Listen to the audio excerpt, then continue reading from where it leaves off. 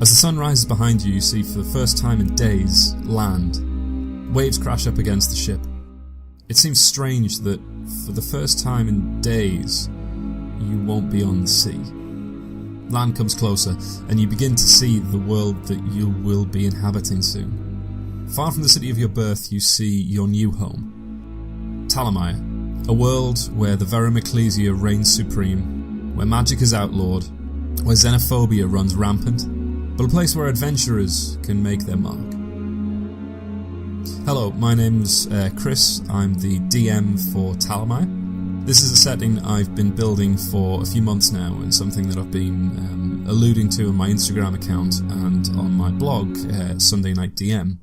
I'm incredibly excited to finally be running this campaign and to be sharing it with you guys. I really do hope you enjoy it. This really is a labour of love for me, and one that I'm incredibly excited to see come to fruition.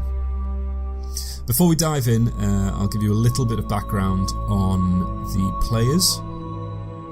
First of all, we've got the Dank DM. If you're a fan of D&D, and given that you actually listen to this podcast, I'm going to assume that you are, search at the.dank.dm on Instagram and follow the guy. He's a fantastic miniatures painter. He's one of the nicest people I've ever met. Seriously, go show the guy some love. Dank DM is playing Baldun Ironshins, a mountain dwarf monk. Baldun grew up a mean tavern owner's son, learning his fighting skills from local drunks and getting practice whenever the time arose. A group of orcs raided the tavern, killing his father, so he joined the military. Spending much time in the Spine Mountains fighting the orc threat there, he learned his martial art and put it to great use. Unfortunately, a mission went horribly awry, and many innocent people were killed.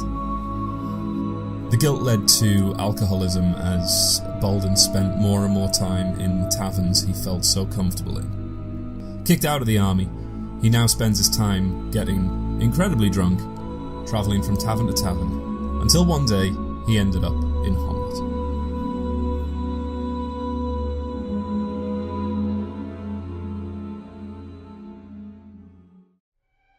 Declan's a guy that I've known since I ran a cafe in the Quayside in Newcastle. As a fellow DM, he was somebody that I could always share the cool ideas that I was messing around with, since all my other friends who played D&D were actually in my D&D group as players. If you haven't been a DM, you don't know that problem, and I am jealous of you for that. Declan is playing Ethos Malari, a high elf rogue. In Talomire, elves are not viewed well. Once the rulers of this great nation, now they are confined to the north in the Feywild, or in the cities of Talomire. Some choose to continue their almost druidic heritage. The Malori line, a venerable house spanning the ages, pride themselves on tradition and strength above all. Allah, the father, and Immoral, the mother, had 3 children, each chosen their own art. The eldest daughter, Lazarai, went the way of the warrior. Ladiah, the youngest boy, went the oldest way, the way of magic. So the middle boy, Ethos, went the way of shadow, subterfuge, guerrilla tactics. His hands know the finesse of both the blade and the lockpick. And this is how it was, each given tutorage with goals that only the parents knew. It was a hard life, but it was filled with care, with love born of strife and graft, and each child excelled. Finally, one winter night, they came. At first the family thought it was a usual mob, an inquisition raiding the countryside, maybe even a group of lost adventurers. But as the fire came through the dark, the mother and father grew pale. What had come was some shard of a past the children were not privy to, something older than even their home of House Umbar. The sound of steel and bones created music, conducted by the Masked One, a forever smiling god with rows of red teeth. As tens of men fell under Lacerai's blade, and Ethos's blades and traps found their marks, even then the numbers were against them. Ladiah was another case. He may have been years ahead in his studies, but to the world he was but a child, one who should not have seen such death. His mind snapped, and the rampage that ensued engulfed the house. Voices from other worlds filled the air and green lightning filled the sky. Ethos fled, not knowing the fate of his family or the masked man. His body working on fumes, the snow sapped what little energy he had left. When he came to, he was being cared for by old gnomes within a hovel. Haddo Galber, an escaped gnome, once part of a gnomish farm, had escaped and was living in the woods on the outskirts of the town of Braywood. He cared for Ethos like his own. In return, Ethos helped the man on his farm as well as he could. Finally, once his mind and body had healed, Ethos set off, vowing to find what remained of his family. While leaving, Haddo gave him a simple trinket, a chain necklace on which he had carved a crossed eye. "What does the eye mean, sir?" said Ethos. "One must be blind in both body and mind to allow injustice to happen. Are you blind, boy?" "No, sir." "Well then, get to work." Liam Lowry is a friend I've had for a few years now. We worked together in probably one of the worst jobs I have ever worked, for a number of reasons. And around that time, he and his now fiancée became part of my first D&D group that I ran after I left school. He's been in almost every group I've run since then, and never fails to amaze me with the creative ways he can screw up my storylines. Liam plays Ezekiel Grey, a noble, human bard from the canal city of Barasita, in the nation of Lytesia. A foreigner, he is largely looked down upon. Ezekiel is a noble's son. While he was still young, he had a secret relationship with the bard hired to teach him the ways of the lyre. Instead, she discovered his latent magical abilities and taught him how to use them. His father found out about the relationship, although not the magic, and ordered her executed by his household guard. Ezekiel never saw the bard again. In the dead of night, he fled, taking as much as he could and selling it all for pittance to make his way to the north. He eventually found his way to Arental, in the southlands of Talomire. Surrounded by people his father could buy, he made his way north, eventually running into a very drunk dwarven monk. Once again, I really do hope you enjoy this podcast. I apologise for any issues in it. This is the first time I've run an online game. I hope to get all of these ironed out over time, but bear with us. And if you want to know any more about Talomire, follow me on my Instagram account at Chris_Hately, that's Hately. You can also follow my blog at www.sundaynightdm.wordpress.com. And I also have a Patreon which kind of pulls together all of my various disparate accounts at www.patreon.com/sundaynightdm. If you have any questions, feel free to drop me a line and I'll get back to you as soon as I can. Anyway, without further ado, Talomire. Cool. So, you have arrived at the village of Hommlet. It's a relatively well-equipped village. It's got pretty much everything you could expect. For the north, it's basically a town by comparison. As you walk down the road, you see to your left a ruined castle, kind of kept on the hill. Evidently, at one point, quite a formidable structure. As you walk into town, you pass a stonemason, a carpenter's, just a number of different shops, number of different houses, and you come to the Inn of the Welcome Wench. What would you like to do? Okay. I guess just go and have a chill for a bit if we've been walking for a while. Yeah, kind of look around, see who's there. Yeah, it's about midday at this point. You've probably been walking for a few hours. So you open the door, You walk in. It's you find a well-equipped. That's not quite the right term. You find this this wonderful, homely little tavern. Kind of lowish ceilings, but not crazy low. Probably about 8 feet or so. It's fairly empty. It's a working day. Everybody's off. Everybody's off in the fields or in their shops.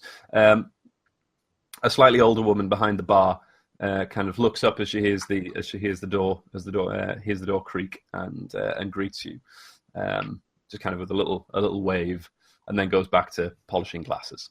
You notice a few tables kind of scattered around the place, and then a few doors off to the right-hand side of the room, which you would guess kind of lead to rooms.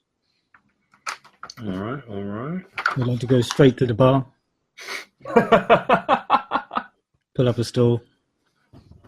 As you sit down, she looks at you, looks you square in the eye.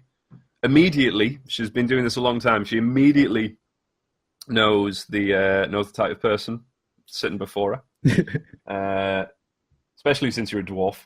Hmm. You need a Smiles. hand up onto the stool, mate.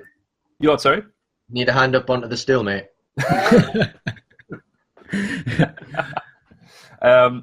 She looks you in the eye and says, "Pint there, mate." Why else would I be here?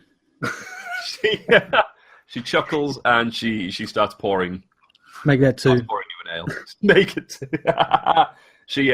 She pulls a second one with a little grin and hands them both over to you. And asks for 1 penny. 1 penny. Oh, those are the days. Oh, £1 a pint. Cool. I'd like to take my house and then go and put my back against the wall somewhere. Yeah, shall we find like a booth or a table in the corner? Yeah. Yeah. Where we can see all entrances and exits. Yeah. Cool. You find one fairly easily. You're pretty much the only people in here at the moment. There's again kind of opposite the doorways that you saw on the right hand side. There's a little snug area. It's like a little alcove cut out of the wall, but you've kind of got a decent view of most of the building. What time of day is it? It's about midday. Right, so people are going to be coming into the bar for lunch really soon. You would guess so. Yeah, you would guess so. Okay. Maybe. Oh God, what's your name again? Ethos. Maybe you should keep your hood up. Oh yeah, shit. I assumed. Yeah, I have my hood up, and it's very stylish. It's in the modern fashion. It's Probably more stylish than most of the people currently in this village. Yeah, but more like in like the Italian, like it's stylish, but it has to also look like you haven't put effort in to make it look stylish. Fair enough. So, no. So you and Ezekiel are looking quite similar at the moment. Yeah. I'll go up to the bar and get the ladies' attention. Cool. How do you do that? I just woke up, smile on my face, and say, "Excuse me." She looks over. She hears the strange accent and the not broken Talomirian, but kind of notices that it's not your first language. And she kind of gives you a strange look out the corner of her eye. But after a second or so, she kind of. What is the accent like? Yeah, Liam, what is the accent like? In my country, we don't do it. I have to speak the rest of the campaign, isn't it?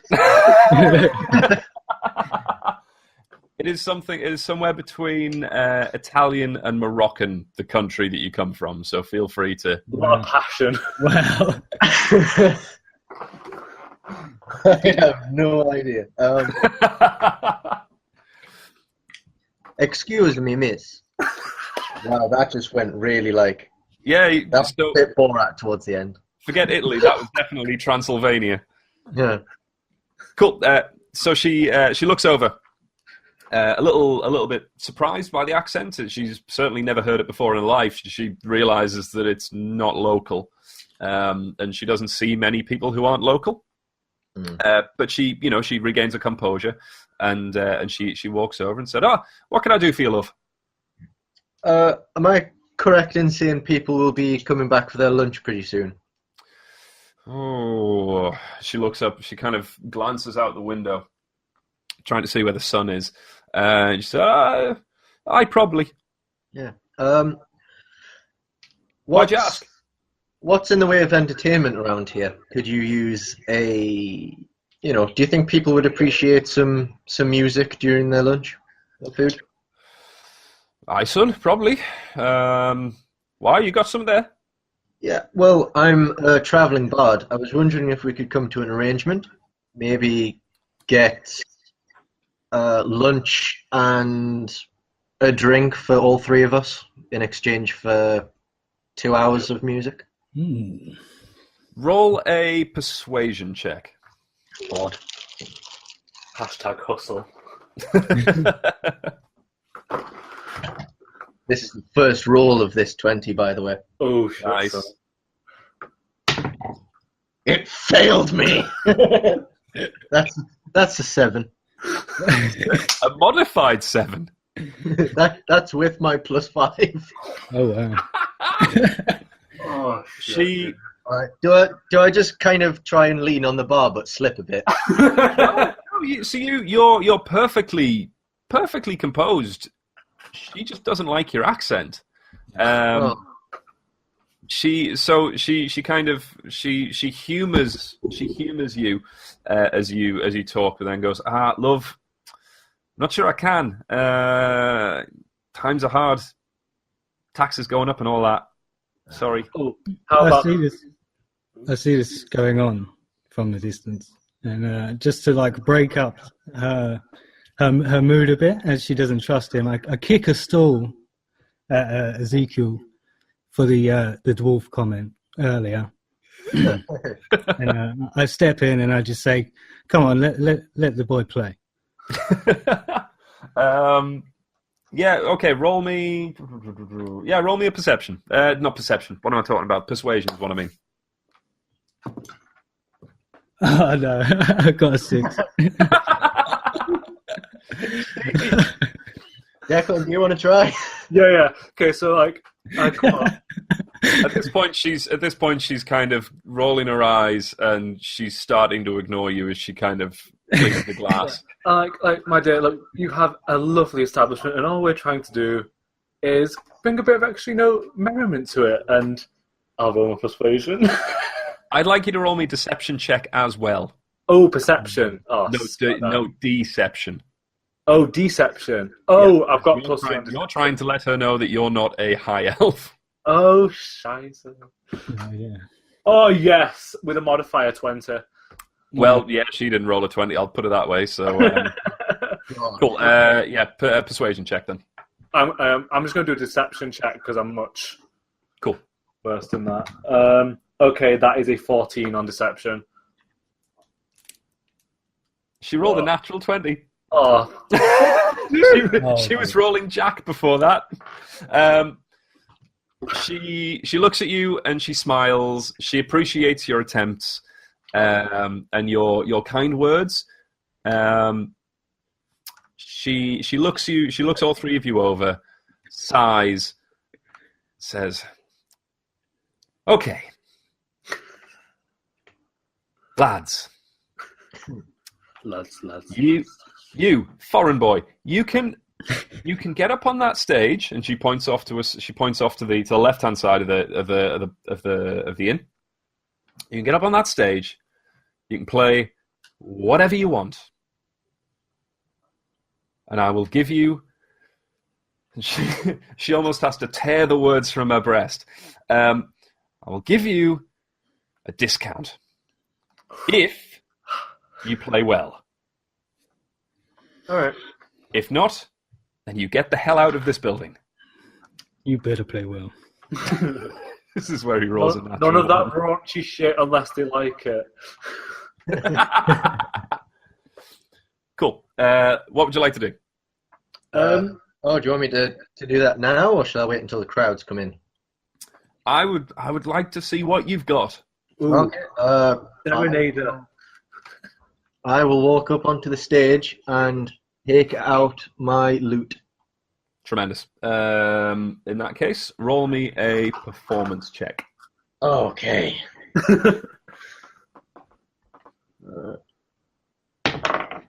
Oh, that's much better. 21. 21. You knock it out the park. You are Kvoth Reading it. in this place.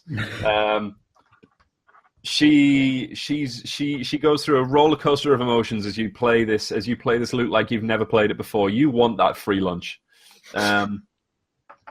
Well, when I say free, heavily discounted. She sighs. You see her shoulders drop a little bit, and she says, "I'll give you that, laddie. You're she became Scottish. I'll give you that, lad. You're good. You're good." I know. Now that she's like softened up a little, I just want to ask her, like, if there's any work going in the local area that might suit a group such as us. As you ask that, could have sworn I just heard my wife coming home. As you ask that, the door behind you opens and people start to traipse in, muddy from work or covered in soot. She looks over your shoulder and sees a fairly well-dressed man come in, heavy calloused hands, kind of good stocky build to him, tanned leather apron. You would guess, just looking at him, you would say that he runs a smithy, but a fairly large one. Kind of runs it with a number of apprentices who really do most of the work these days. You've seen the type, you recognise it. She points over her shoulder and says, War Tomlin's usually got some work going if you want to chat with him. Oh, okay. Tomlin. All right. Well, do you guys want to do that? And I will entertain the masses. Mm-hmm. Cool. By the way, she looks over at you. She looks over at you, Ezekiel, and asks what you would like for your lunch. For all three of us? Yeah, kind of as the just I suppose more generally to the group, but yeah. What do you guys fancy? How about just some big bowls of the house broth, a loaf of bread, and some ale after the performance? Yeah? Oh, go That's for pretty that. good to me. She agrees. She says she has a little bit of think about it and says okay. You can almost see the abacus moving in her head. I can do that. How does 3 pence a person? That's What do all you right. guys- I'll do that. Yeah. I'll do that. It's about a third of the price. Yeah, I'll do that. Yeah, fair enough. We'll. You guys can have yours whenever. I'll have mine after the performance. I'll pay up front just for good faith. Cool. Fair enough. I'll enjoy mine whilst Take he the money. Sorry.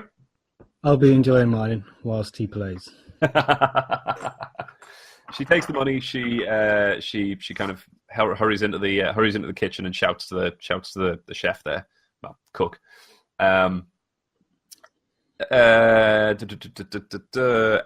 Ethos. Yeah. You were going to have a word with the smithy, were you?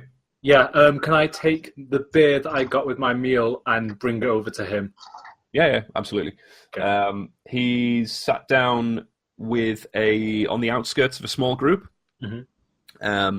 Not as though he's an outsider, just more he kind of fancies a little bit of time alone, jump into the conversation when he needs to, but generally just wants a little bit of time. Mm-hmm. Okay, what's his name again? Tomlin. Okay, so I'll go up to Tomlin and I just pop the beer down in front of him and I'm like, I know you're busy, man, so I'll get straight to it. I was informed you might have some work for us. He looks you up and down.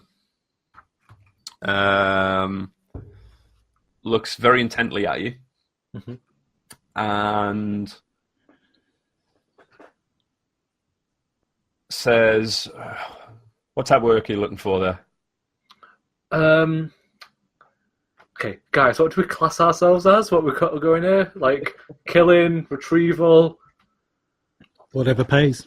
Well, yeah, we met during a bounty hunt, so... And I'm a robber by trade. We could say we are procurement specialists. Yeah, I like that. Procurement specialists. We can grab, take, do. Oh, I love this. He rolls his eyes when he hears the euphemism. And kind of tuts away to himself. He says, "In fact, roll me a perception check, Deck." That's cool. Okay. What's my perception again? Oh, sweet, I've got a boost on that. I got a 10. You hear muttered, basically under his breath, almost inaudible. You hear something that sounds like a racial slur.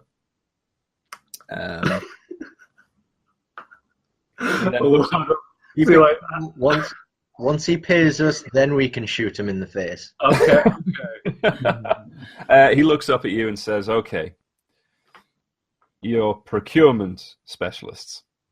Mm-hmm. Best in In the that biz. case, in the moat house outside, there is something I would like you to procure. It's been ruined for decades, long before I was alive. But there are tales of a hammer in the dungeons there. I don't know if they're true. Nobody goes into the moat house, and those few who did just never came back. If you can go in there and you can discover if you can kind of discover whether or not this is true, fantastic. I'm sure I'll be able to richly repay you for the time and the effort. Kind of looks at you as if to ask, sound good? I like that. And would we imagine you being a smith who will be able to procure some items from you if needed at a discount, considering it will be for your job?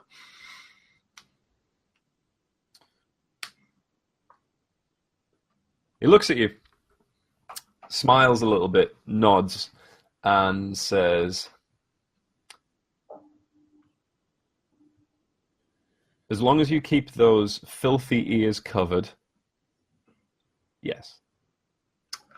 I let it slide off like water off a duck's back. And I will just be like, "Cheers, lad," and reconvene with the rest.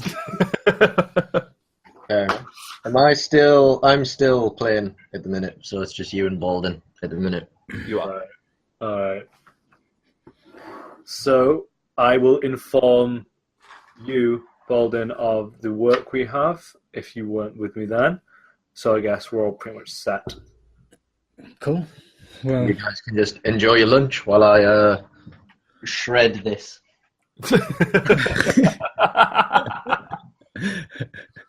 Cool.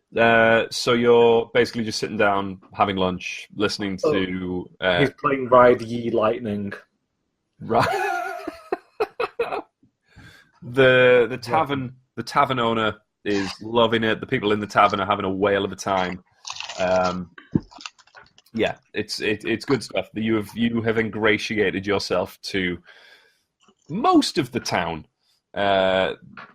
Just a couple of individuals who maybe don't like you at the moment. Okay. orcs Do I see any of the... What was his name? Who we just took the job off? Tomlin. Tomlin. Do I see any of Tomlin's apprentices who liked the performance?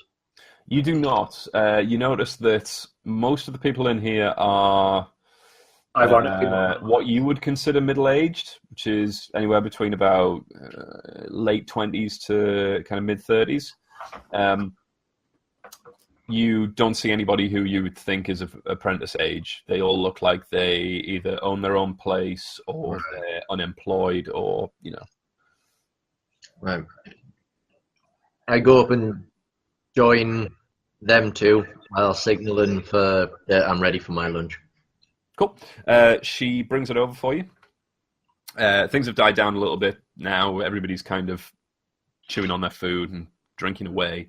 There's not really an awful lot expected of her. So she brings the food over for you, gives you a little pat on the shoulder and says, "Hey lad, that was better than I was expecting. Good job. Thank you, Dave." And then heads back behind the bar. Cheers. So, what we got? Shall we check out this moat house? looking for armor. Or shall we get supplies, check out town first? Cool. What do we know about the hammer? You know literally nothing about the hammer. Oh, good. Going on the premise that there is a hammer. All right. What was this Tomlin guy like? Big, doesn't like me ears.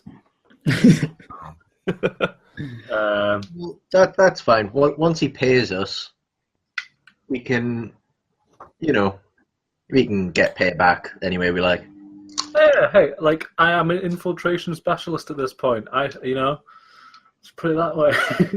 Exactly. After he pays us, we go in, steal whatever we like, hell, steal the hammer back from him and find a better buyer. Ooh. Yes. All right. Shall we start off then? Yeah. Do you want to head over to his and see what shit we can find? Any weapons or whatever? Do we actually need anything much right now, considering we've just stepped out? Can we Speak. Do you think he has any sort of... Oh, no. Magic's highly outlawed, isn't it? So if he had magical items, he would probably not tell you. There'll be no enchanted arrows or anything like that. No. All right. Let's just go. Oh, a very fine distinction. It's probably worth mentioning.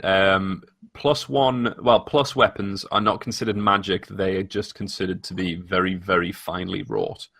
Yeah, but I'm talking about probably worth mentioning before you go and fight something that has a resistance to magical items and you think that your +1 sword's going to do full damage. Noted. Yes.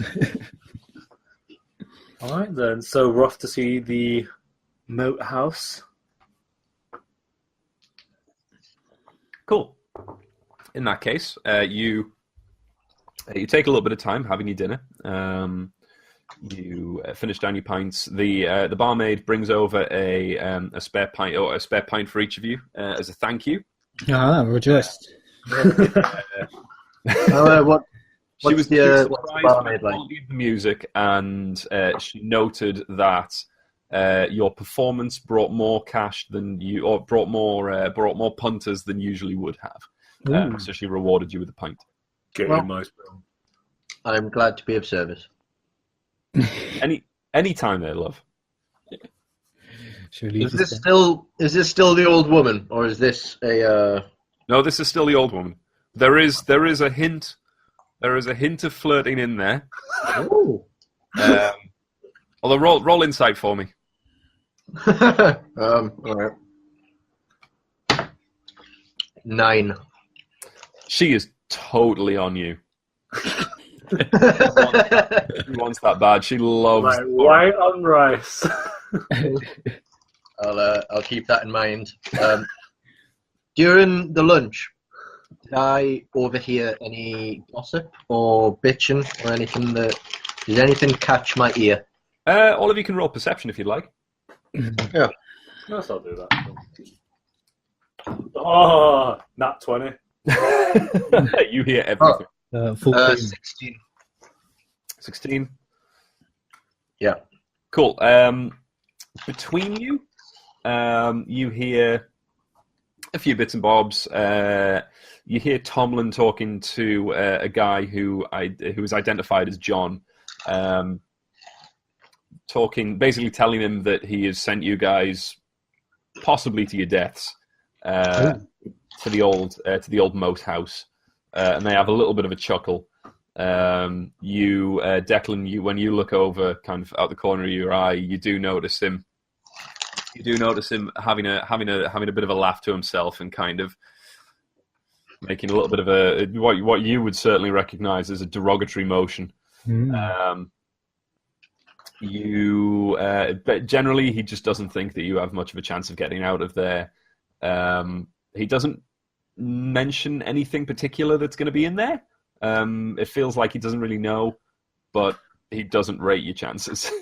Considering this is a sandbox game to talk meta, there's not specifically a thing we have to do, and so I don't feel the need to have to push it. So, with that in mind, how about we make our own quest, which is to fuck this guy over by clearing him out?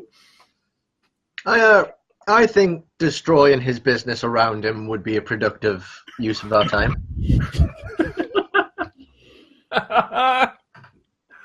Okay. Before we, I mean, we could go get this hammer, and then when Is there a hammer? well, we could go see what there is. If there is a hammer, we arrange a drop-off meeting. While he goes to the drop-off, we burn his business down, make it look like a workshop fire.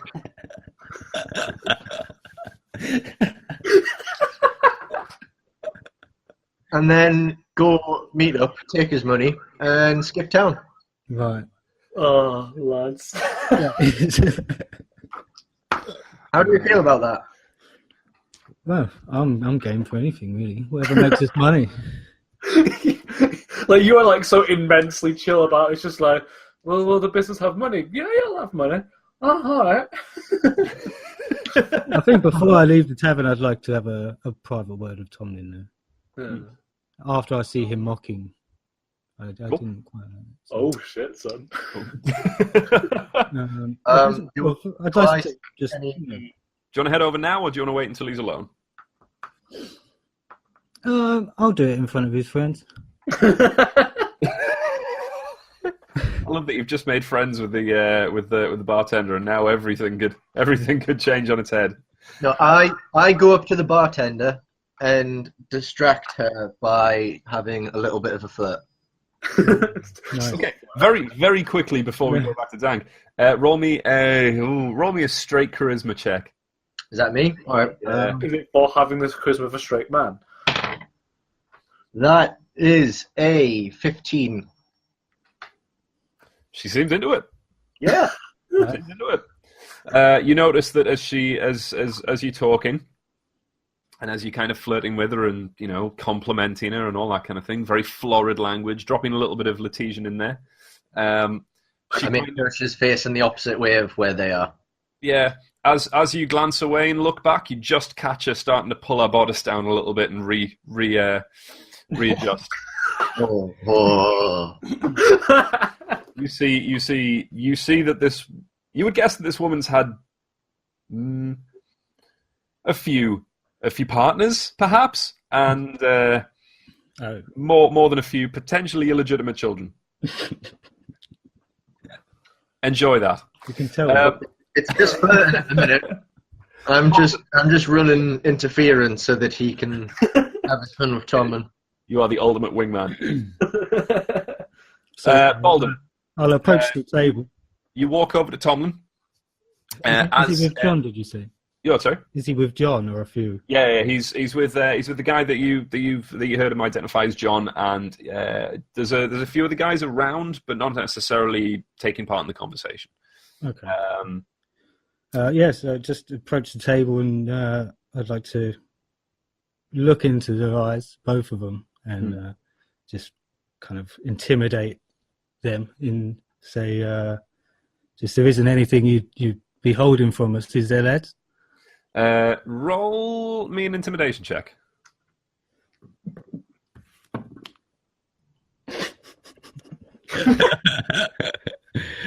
So I got a 5.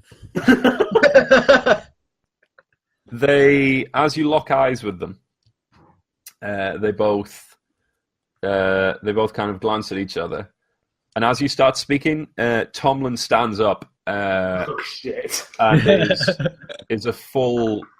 He's a tall man in a world where like 5'10" is a fairly average height. This guy's probably about 6'3", 6'4", which towers over your dwarven stature. Cool. You're a perfect nut height. He kind of looks down at you, shakes his head, and just mutters, "Oh, bloody cave dwellers," and just wanders, just starts walking out of the tavern. I go up to Baldun and just whisper in his ear. So I'm guessing that's you in on the life plan. Yeah, let's fuck this guy. All right. Okay, so let's go get this hammer then, and we'll check out if the thing in the boathouse is legit. Yeah. And then, shall we run recon first? Like scope out what it looks like without revealing ourselves. my stealth is +6, so and my acrobatics is so. Yeah, mine's all right. It's not negative. I mean, that's a plus. Yeah. Oh god. Right. Shall we go and just scout what we can see around this portal? Yeah. Or is it a mill house? A water mill? A moat house. Essentially, it is. It's an old small castle keep. Oh, the one we saw on the way in. Yeah.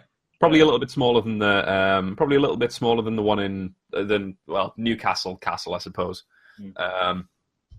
But decent sized. All right.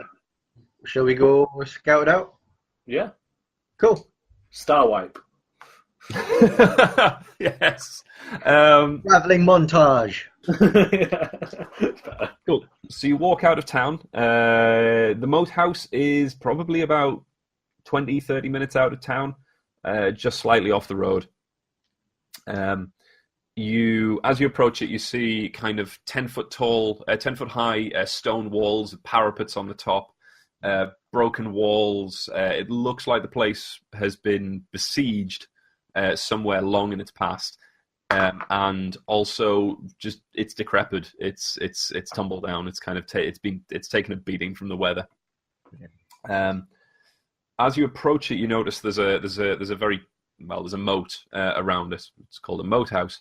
There is a fairly nasty, rotting drawbridge across the moat leading directly into the moat house. Could do a perception check to make sure that the bridge ain't just going to collapse on us. Roll investigation for me. Ooh, investigation. Okay, so it's 19 plus 23. You think it's doable, but it might be a little risky. You also notice that that in the water are some shapes that don't look particularly friendly. All right, lads. Who's the lightest? If either of you have any rope, I'm pretty handy with my hand crossbow. Oh, I do have. I think I have rope in my Dungeoneer's pack. Ooh, We could we could Batman this. Ooh. If I just shot rope across, we I have could. 50 feet of hempen rope. Yeah, let's do it. Do you think we could fashion some kind of, I don't know, sort of like a rope where we can, hand our way across it? You can certainly try. Yeah, let's do it. All right. I would like to fashion myself this rope crossbow dart, please. Cool. Roll me straight dexterity. It's 11. 11. Yeah. You managed to do it. The one thing you do worry about is the draw strength of the crossbow.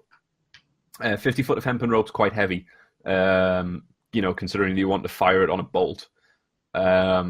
So you worry about the range. You think it might not be fantastic.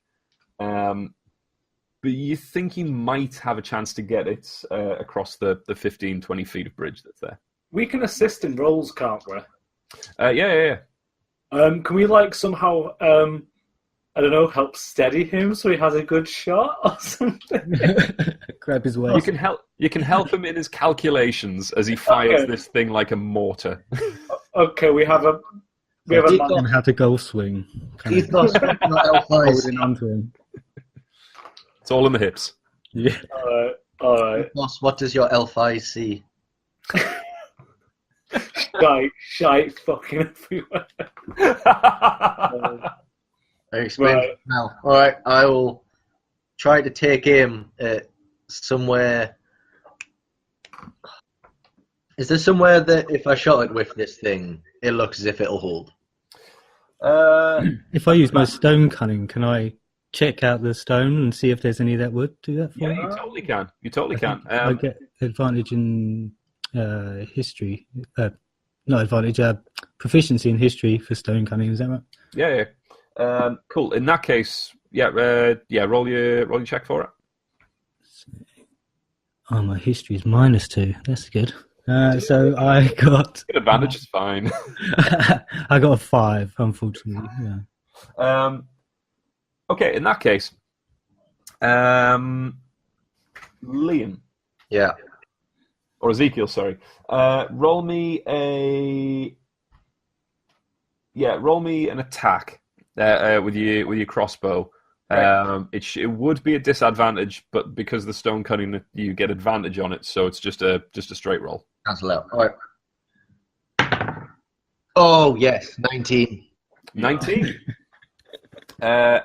In that case, between the three of you, between the stone cunning of Baldun, the education of Ethos, you just kind of you angle it perfectly at the right, so that you're aiming at the right stone.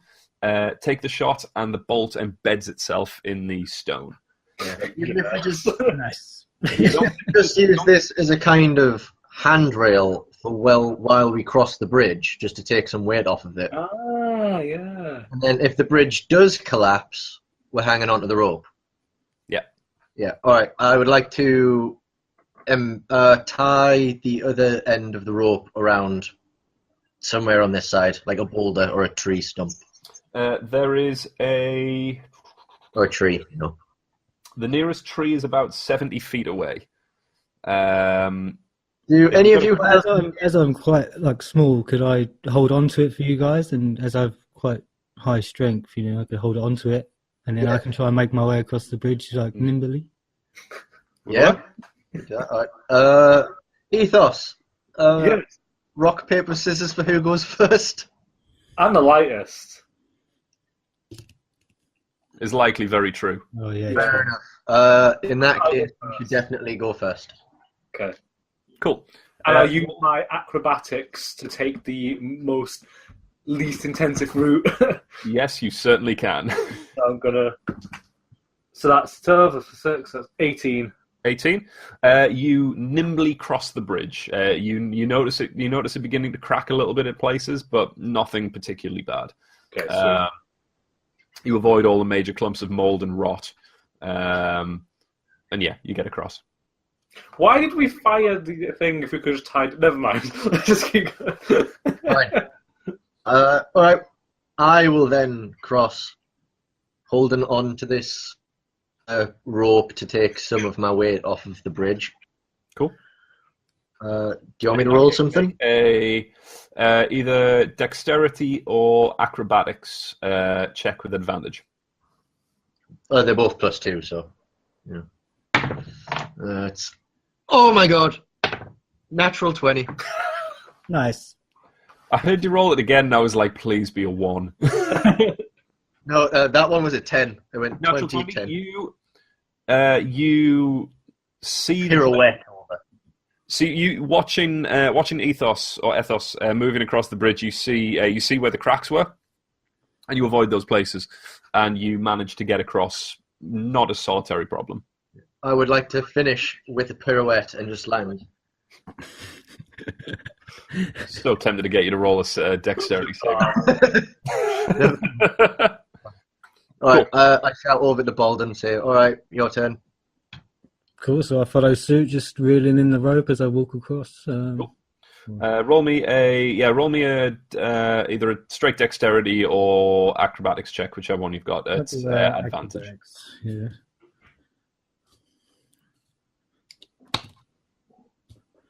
So I got 17 plus 6. So. Man alive. Yeah, you get across absolutely fine. You've seen where everybody is, and with a grace and dexterity nobody ever expected from an alcoholic dwarf. You leap, pirouette. It's like watching a ballet. Oh wow! It's incredible. Race. You get across with absolutely no problems. I'm just nice. Then like a farmer like going to town walks by, just like fucking puff racers.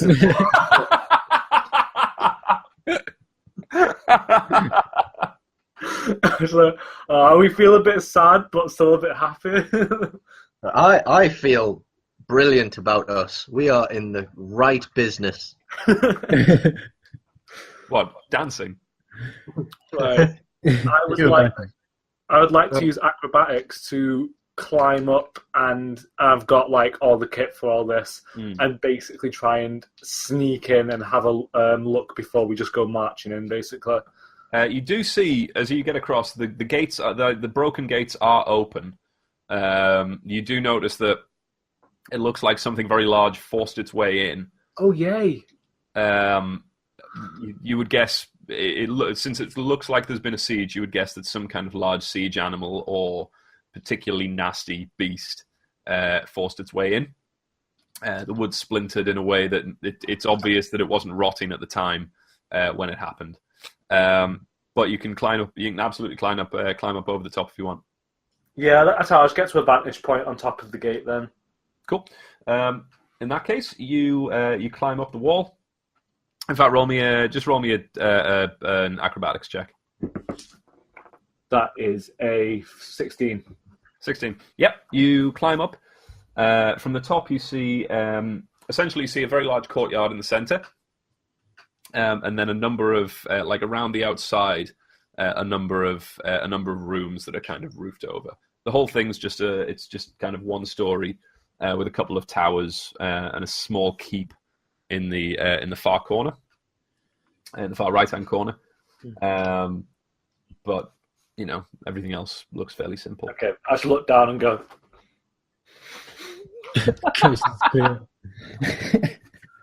All right. Well, All right. Team meeting, I guess. Where do we think this hammer will be kept?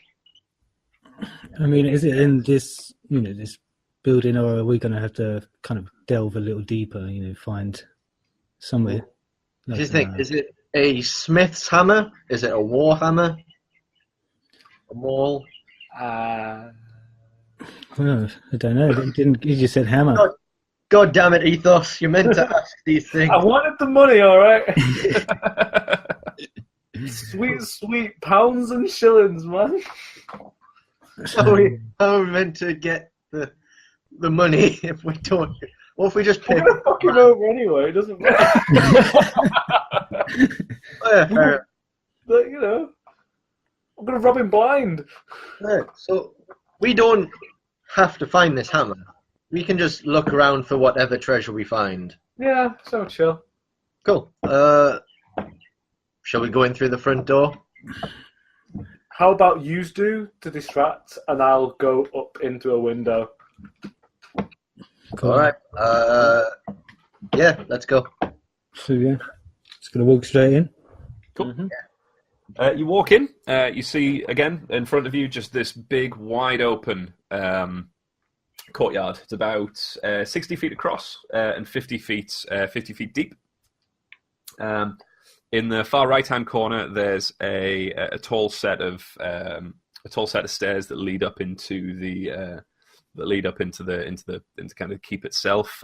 Both doors are broken down. One of them's broken inwards. The other one's kind of lying off its hinges on the floor. And there's a number of not so much windows, just more arrow slits kind of around facing into the courtyard. Can I see if anyone's watching us through the windows or anything? Yeah, roll me a perception check. 17. 17. You don't see anything. You don't think there's anything there. You do get a sense that you're being watched, but it's more of a feeling. It's nothing that you actually see. When you look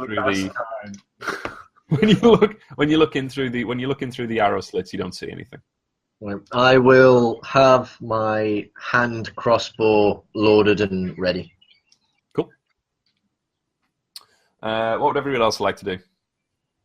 I'd like to just walk around the courtyard, kind of keeping an eye on the windows, like you said, and making sure everyone's like we're okay in that area. The vicinity is clear, kind of thing.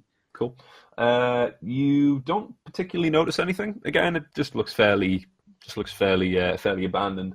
You do notice that off to the basically as you walk in on the left hand side, a 20-foot section of walls collapsed inwards completely.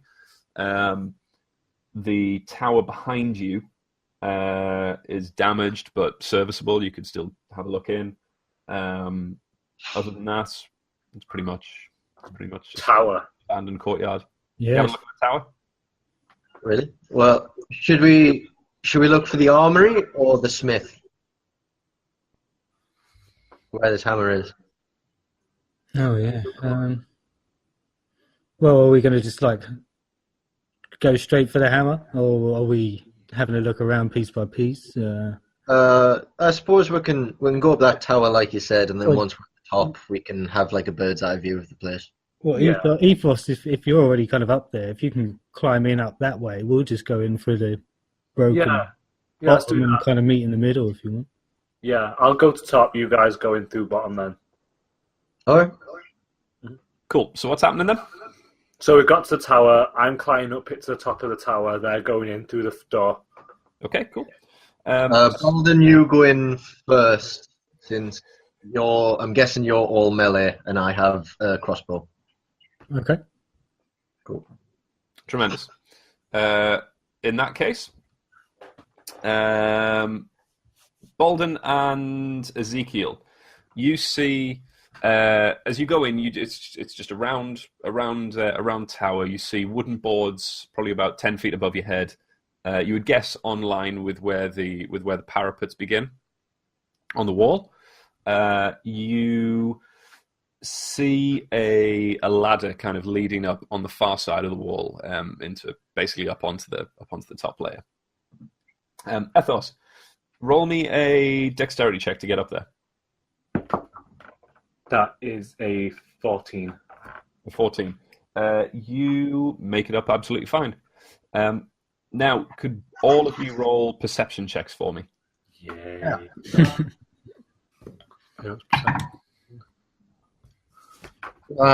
It's a 5.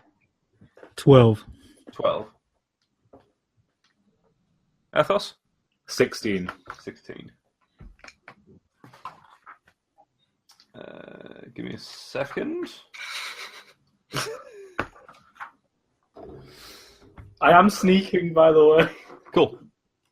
Can I...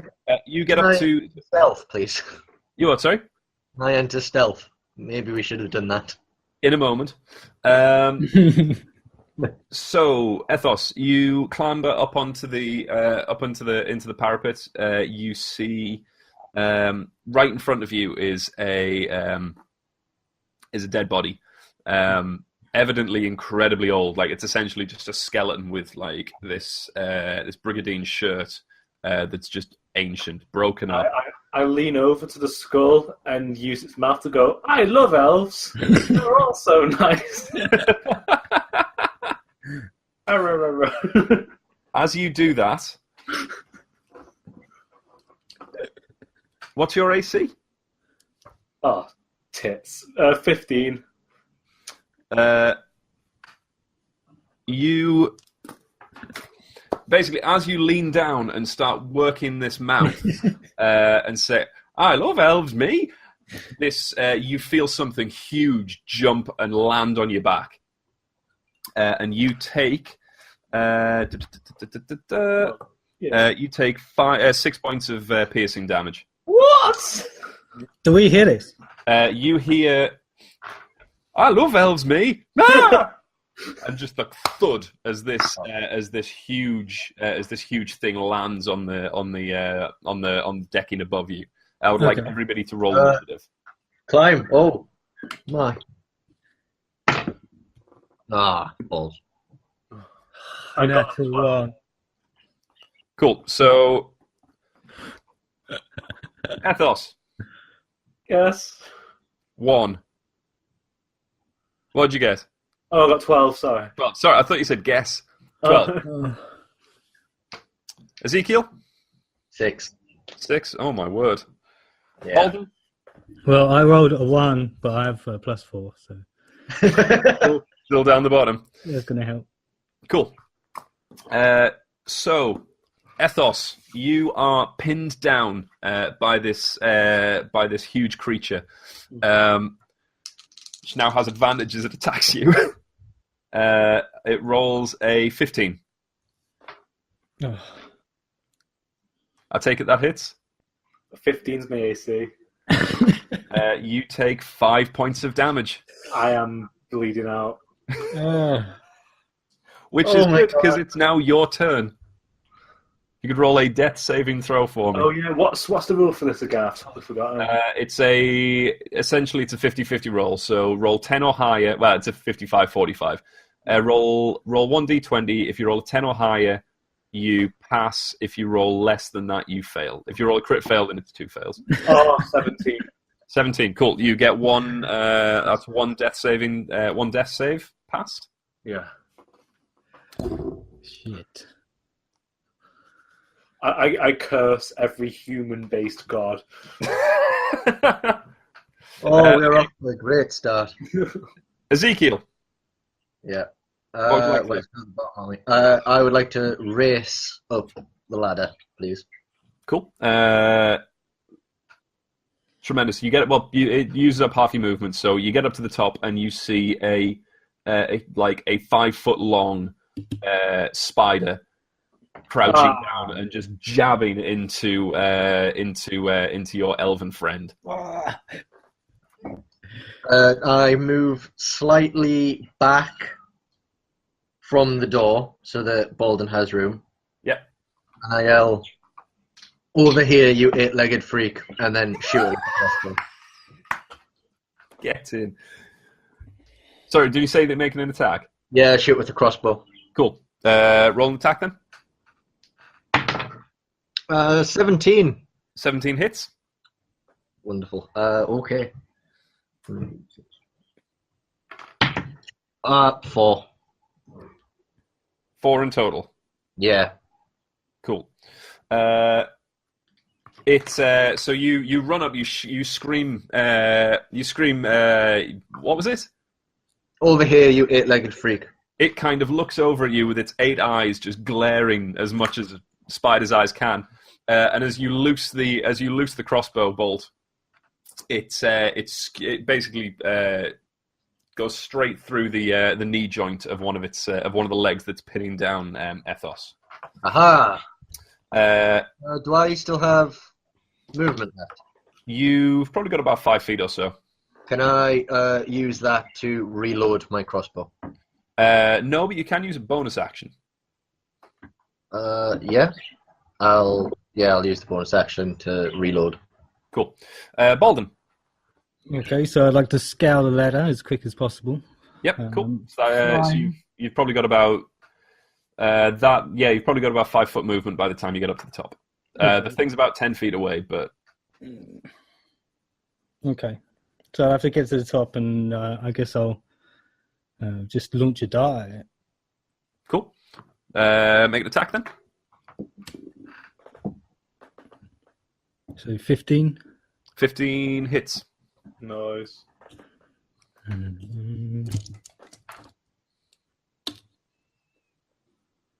So 8. Damn. 8. Man alive. As you, it's a pity no one was downstairs because the things this dwarf is doing. You basically run up this ladder like Crouching Tiger, Hidden Dragon style. Get up to the top, and as you vault from the ladder, you throw this dart at the spider, and it takes again just the other leg that's pinning down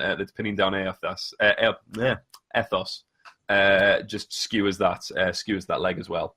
The spider is now looking very, very unhappy, bleeding from a number of different wounds. It's been insulted, but it also has food. More food than it was expecting. It does look a little worried, but it still has food. The spider, seeing 2 new threats, who so far have been far more deadly than the one it had, kind of rears back and then leaps at you, Ezekiel. Yeah, of course. That is an 18 to hit. Yeah, that hits. Oh. Deals 6 points of damage to you. Oh, God. And roll me a strength check. Oh, no. 7. As it leaps from Ethos's quickly dying corpse or quickly dying body, it jumps onto you, pushes you to the ground, and just starts beating at you with its legs. Baldun, save me!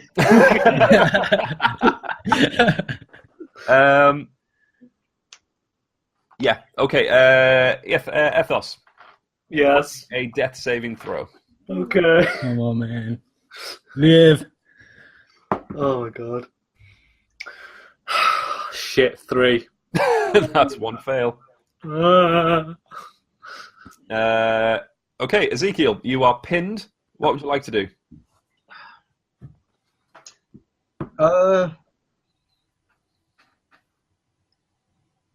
How is he look? Is he looking as if he's going to die soon, or is he just angry? He's looking like a cornered animal at the moment. In fact, you can have it as a bonus action. You can roll a perception check and kind of have a proper look at him.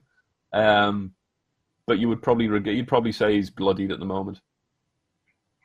To try and disengage, say if I wanted to kick him off, would that be a bonus action, or would that count as my attack? That would be probably be an action. At the moment, you're grappled by the things, so getting out of the grapple would be a full action. Right.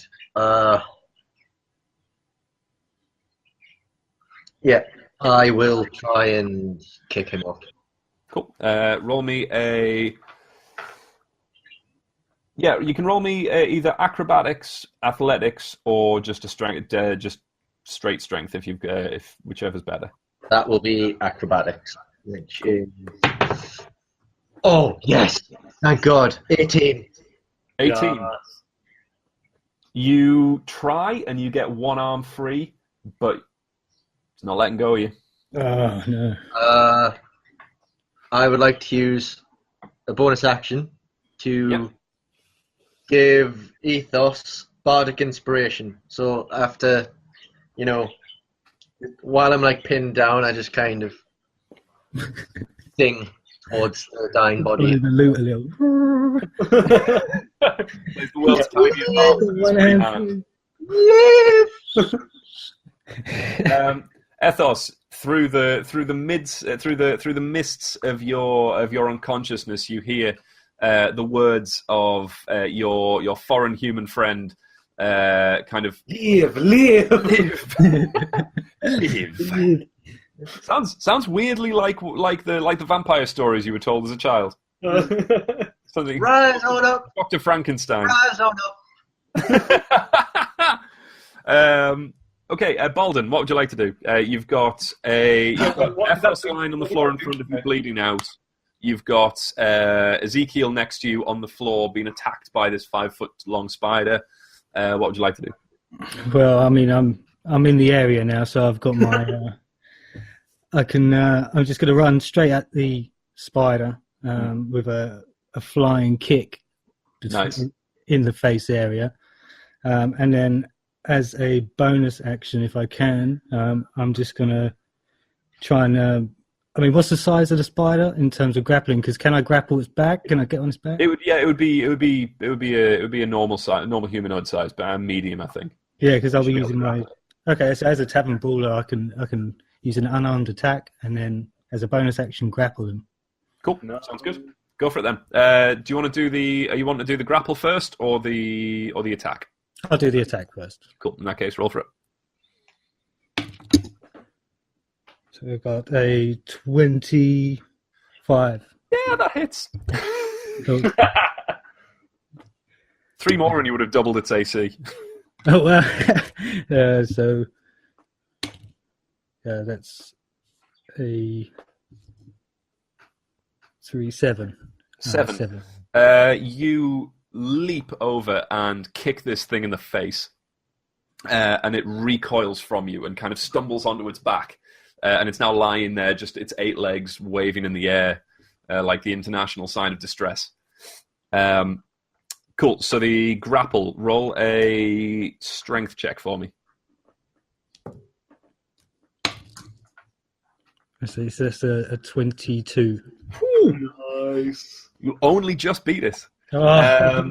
So you, as Come you here. it rolls over onto its back, you leap across and just grab it and hug it. Hug's probably not the right word. You I'm hugging thing. it. I've just got images of like WWF style. Got this thing in the walls of Jericho. I got him. As I see this dwarf fly over my head, I just want to go, thank you. It is the spider's turn. He is. He is going to. He's going to fire his web at Ezekiel. At disadvantage because he's grappled. Holy hell. That is 21 to hit you, Ezekiel. At disadvantage? At disadvantage, you rolled an 18 and a 16. Oh. Fuck off. Yeah, that hit. Cool. In that case, you are restrained. As an action, you can try and break the web, but that is you restrained again. That is all it can do. Is Ethos? Yes. It is death saving throw time. Does my bardic inspiration... If you roll a 1, you could actually straight up die here. Well, my bardic inspiration help him? Yes, you can. Right. You can Declan, 1d6 plus 3. If that helps. What's that mean? So you've got a d6 that you can add to any roll, any save or check that you make. Okay, let's give it a roll then. Yes, yeah, I got 18 on the d20 anyway. Tremendous. So that's you with 2 saves. Yeah. Ezekiel, it is you. You are currently covered in web. Okay, can I... Spider jizz. Yeah. Can I... I'm going to try and get out. Cool. Roll me a strength check. Can I try and use my dagger and use my dexterity to try and cut my way out instead? You can do. Cool. I'm going to try and cut my way out of it with my dagger. So is that dexterity? Make an attack roll at disadvantage. Okay. It's still plus 4, so... Second one was a nat 20. 18. 18. You hit. Cool. Yeah. I say you hit. You managed to get your arm and get your dagger out and start cutting away at it. Roll damage for me. 24 plus 2. Oh god. we're fine. 6. 6. You surprisingly managed to cut yourself out very quickly. So you're now up. You're out. You are looking at the most bizarre wrestling match you've ever seen in your life, and your friend who was bleeding. You've got. You'll have a bonus action and half of your movement left. Can't someone stabilize me? Yes. Oh right. It would be a full action though to try and stabilize you. Well, I will go over to where he is, crouch down by him. So I can't stabilize him with my bonus action, can I? No. Right. Yeah, I'll just go over to him and put myself in between his body and the spider and try and see if I can get a shot in this week wrestling match. Cool. Baldun. So I've still got hold of this spider, right? Yeah, still got hold of it. Cool. So as a Choking it out. as an improvised, well, I suppose an unarmed strike, can I just slam it on the ground? Yeah, absolutely. So as I've got hold of him, I'll do a slam him on the ground, and then I'll just do that twice because I've got as a bonus action to slam him on the ground. UFC style. You know what I'm seeing here? I don't know if anybody else is a particularly big wrestling fan, but multiple German suplexes. Just like roll over, and again. It's too big still for me to hold, so I'm slamming him around the place. Cool. Yeah, roll me. In fact, roll me a strength check. 18. 18. Yeah, you do that. Roll me. Okay, roll me for the. So that was for the first one. Roll me another one for the second one. 19. Yeah, you do both. In that case, roll me. Yeah, just roll me straight, like whatever your normal unarmed strike damage would be for each attack.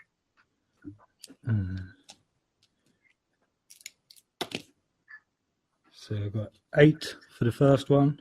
Cool. And 6 for the second. So the first one, you reach, you stand up with it, and you slam this thing down. You don't even notice that you've killed it. Its head collapses as it hits the stonework, and as you roll over and slam it in again, the head disappears.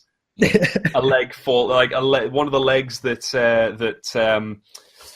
Ezekiel's crossbow bolt skewered kind of comes off. Halfway down, so there's now just a leg twitching around in the tower, and this spider, most of its thorax is gone. It's wearing it. It's not noticeably a spider anymore. Yeah.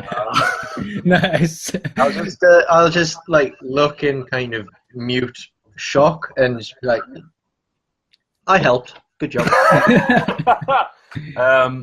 Can we now get someone? We should probably save Ethos. Help I'm going to quickly, before we exit initiative, Ezekiel, I would like you to make one last. Sorry, Ezekiel, Ethos, I would like you to make one last death saving throw. Ooh, 17. 17. In that case, you stabilize yourself.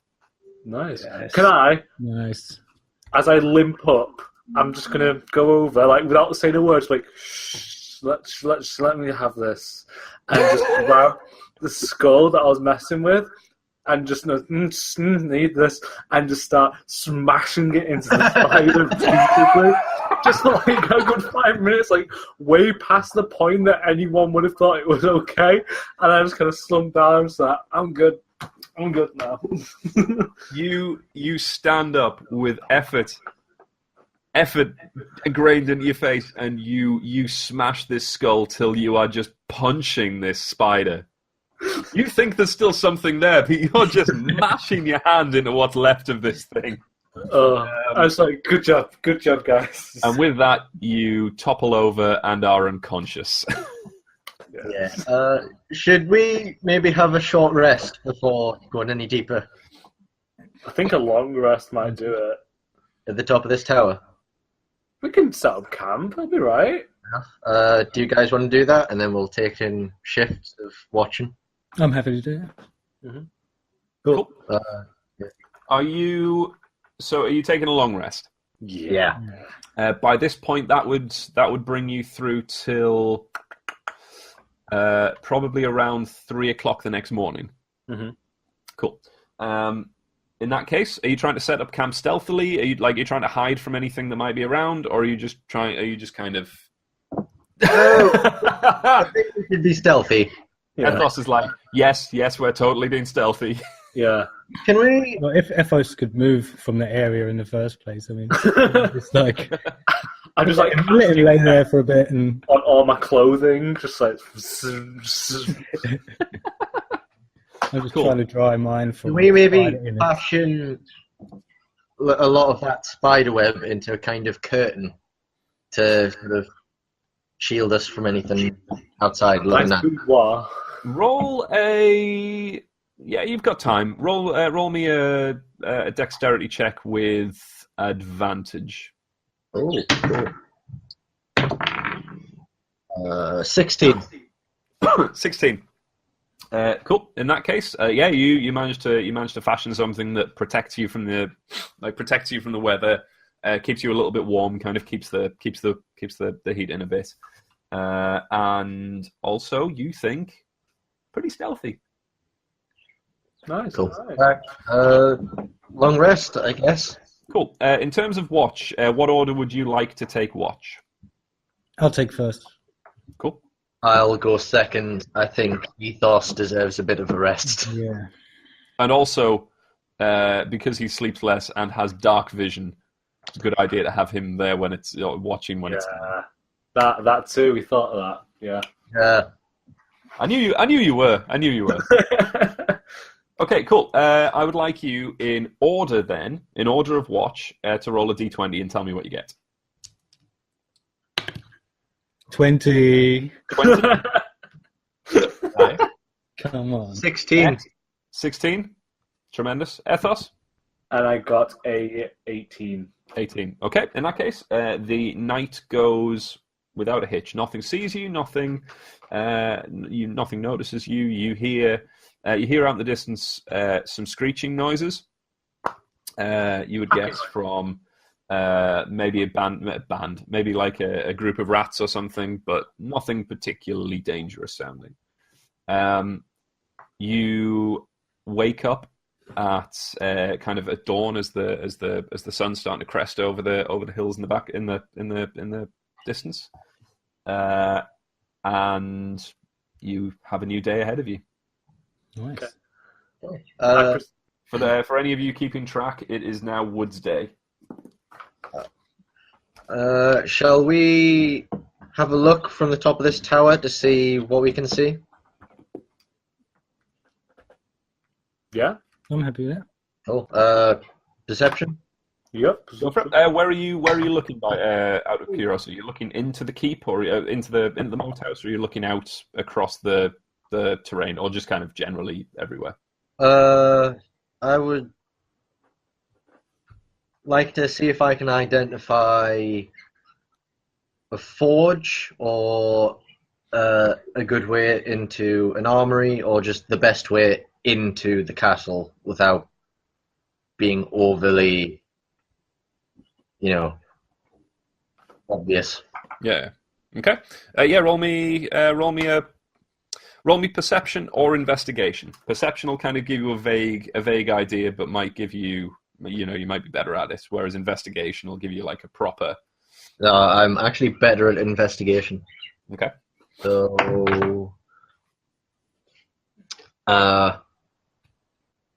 it's a nat 1. You wake up. You've got some sleep in your eye, and as you kind of get that out, of your eye, you kind of look bleary-eyed across the expanse. Like a leaf just kind of blows out of nowhere, slaps you in the face, and you decide today is not your day. Yeah, maybe you guys should have a look. Well, with the pipe that I fashioned from one of the spider's fangs, I'm just taking nice, slow, chilled puffs at the tobacco brought, and I'm just gonna look around for the same thing, like any forges or things like that. Cool. Cool. Roll me investigation or perception. So that is 21. 21. You see, you don't necessarily know if it's a forge or not, but you do see a chimney extending from a room towards the back of the castle on the right hand side. Mm-hmm. Okay. So, do you want to do anything, Baldur? This chimney, would that be? Should we find the source of that, like the bottom? If you're looking for like not so much a forge, but if that's like a place of congregation, or maybe in the keep, maybe there'll be some stuff there. Yeah. Yeah. Fine. Yeah. Cool. In that case, what you do notice and what you saw the day before is kind of diagonally across the moat house from the tower that you're in at the moment. Is that set of stairs with the two doors in. That's kind of the only real entrance into the actual buildings themselves. Oh, is there anything in the tower, by the way? In the tower, there's some broken brigandine armor. There is a rusted, janky old sword, but nothing else. Yay.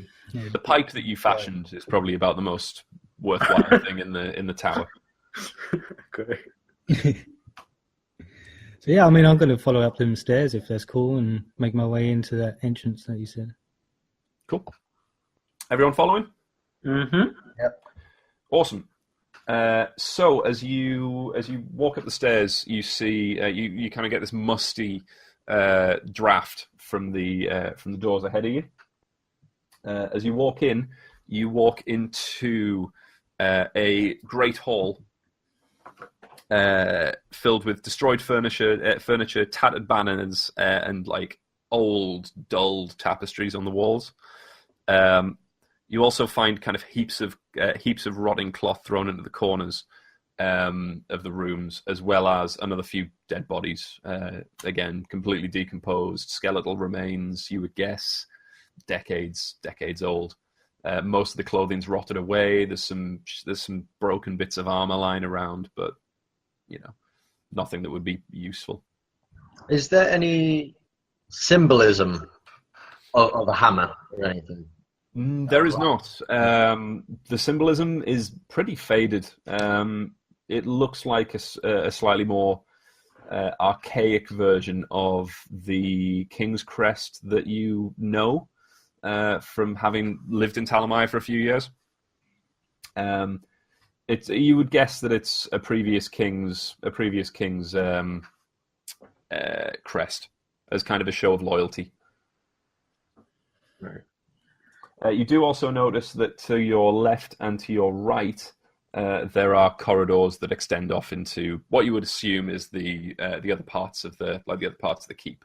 The chimney that you saw would be on the. Hey, I don't even know what's in that room yet, so don't take that as a. No. That would be like the chimney extended was on the right hand side. Cool. I thought I was keeping that sly. Chris, look at the messages. Look at the message. Oh, I'm not getting. I don't think I'm getting any messages unless it's on Slack, in which case I'm not paying any attention. No, it's on Hangout. Oh, is it? Yeah. Nothing's coming up for me. Perfect. So, well, I'll go. Sorry, 2-second break then, if that's all right with you, Chris. Yeah, absolutely. Cool.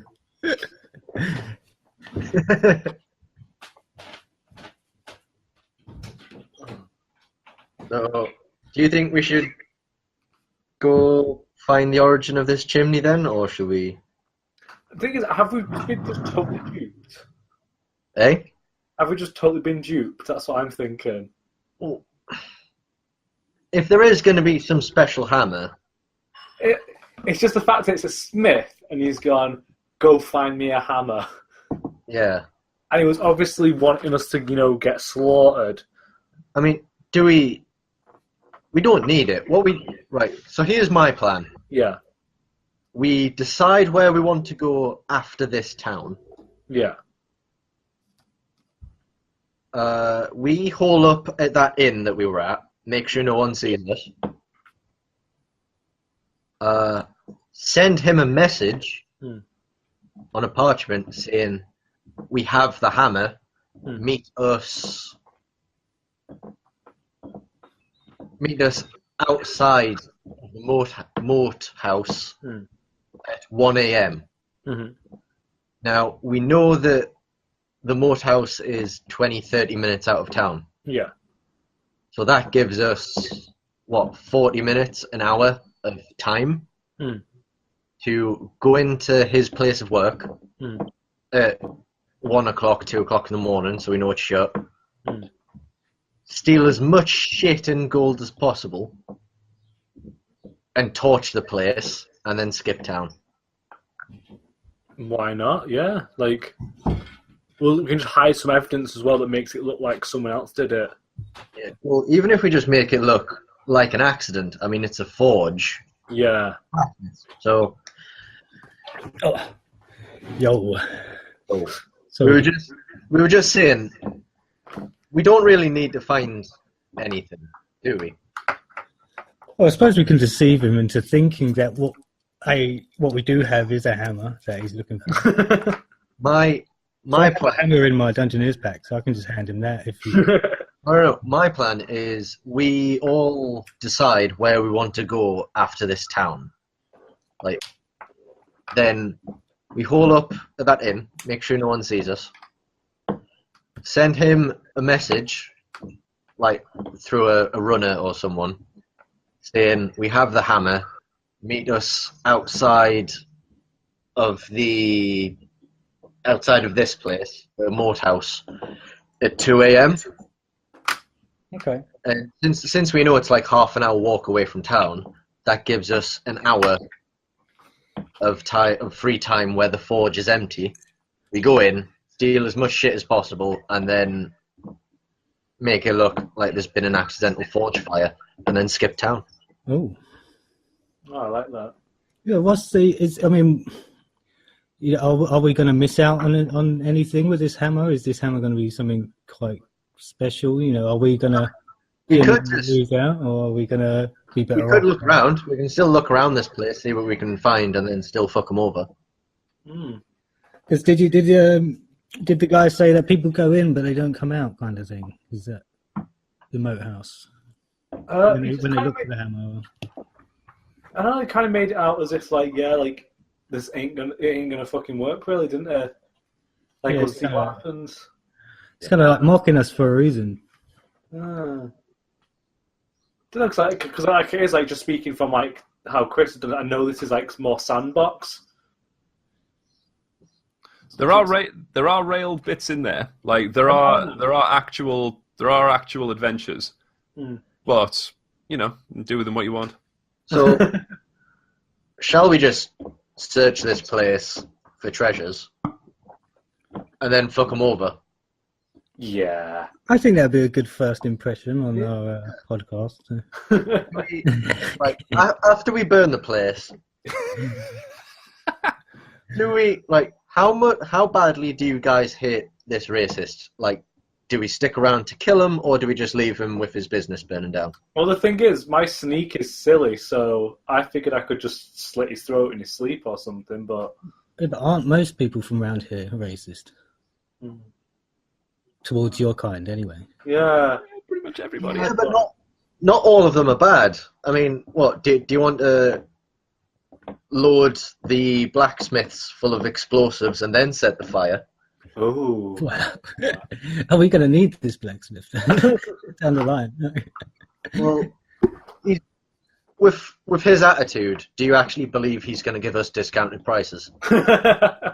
Well, I mean, he doesn't believe that we can do this anyway, so... Yeah. He probably just sent us off to die. I mean, like we said fuck him, so whatever it is. He was Alright, next step then, guys. What should we do? Well, Where were we now, Chris? Actually, you mentioned. so we're in a great hall, is it? So you're in the Great Hall at the moment.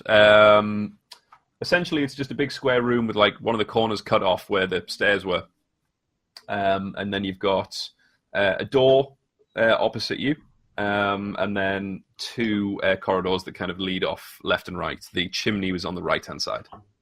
Okay. Shall we see what the chimney was? Yeah, what's in the chimney? Aye. All right. Yeah, we'll go to the right. Crossbows, fists, and whatever Declan has at the ready. Rapier. Oh, same. Two rapiers in the group. Yeah. I'm not sure about these guys now.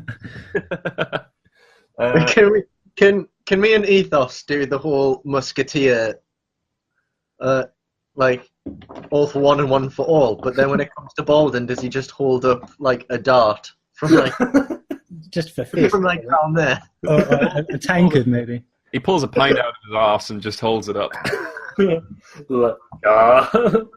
literally, just like out of somewhere. Or maybe just an eye roll will do that. Yeah. Shall we go down the right hand side, and I'll bring up the rear with the crossbow. Cool. Could you all roll perception checks for me? Oh dear. That is a 15. 15? 20. Hell's Teeth. As you walk towards the corridor, you notice in the dark, kind of hidden by a couple of bodies, a doorway. Like a passageway, with what you look like a set of stairs leading downwards. Who's going first? Okay. Shall we go find the source of the chimney or go down? I guess I don't mind. down, isn't it? Yeah, I mean the chimney was just to see if there's an area of significance, but now we're here in a main hall. How well was it hidden? Is it like a secret passage? It's not a secret passage. It's just it's because there's very little light in the room, and because banners are tattered, all that kind of thing. It's obscured. It's not meant to be. It just happens to be. All right. I guess we'll head down, and if Baldur goes first, that makes more sense. I'll next, and Ezekiel. I'm up for it. Yeah. I'm ready. That more than likely is going to be a dungeon, isn't it? Let's just find out. Let's go find out. Yeah, It's going to be a subterranean level. Yeah. All right, cool. Let's go into the darkness. cool. I'll go first then, so make my way down the stairs. Cool. Should we get into sneak? Yeah, and sneak everyone. We'll go. Thinking. Cool. In that case, can everybody roll stealth checks for me?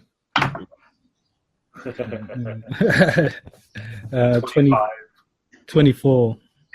What? 14.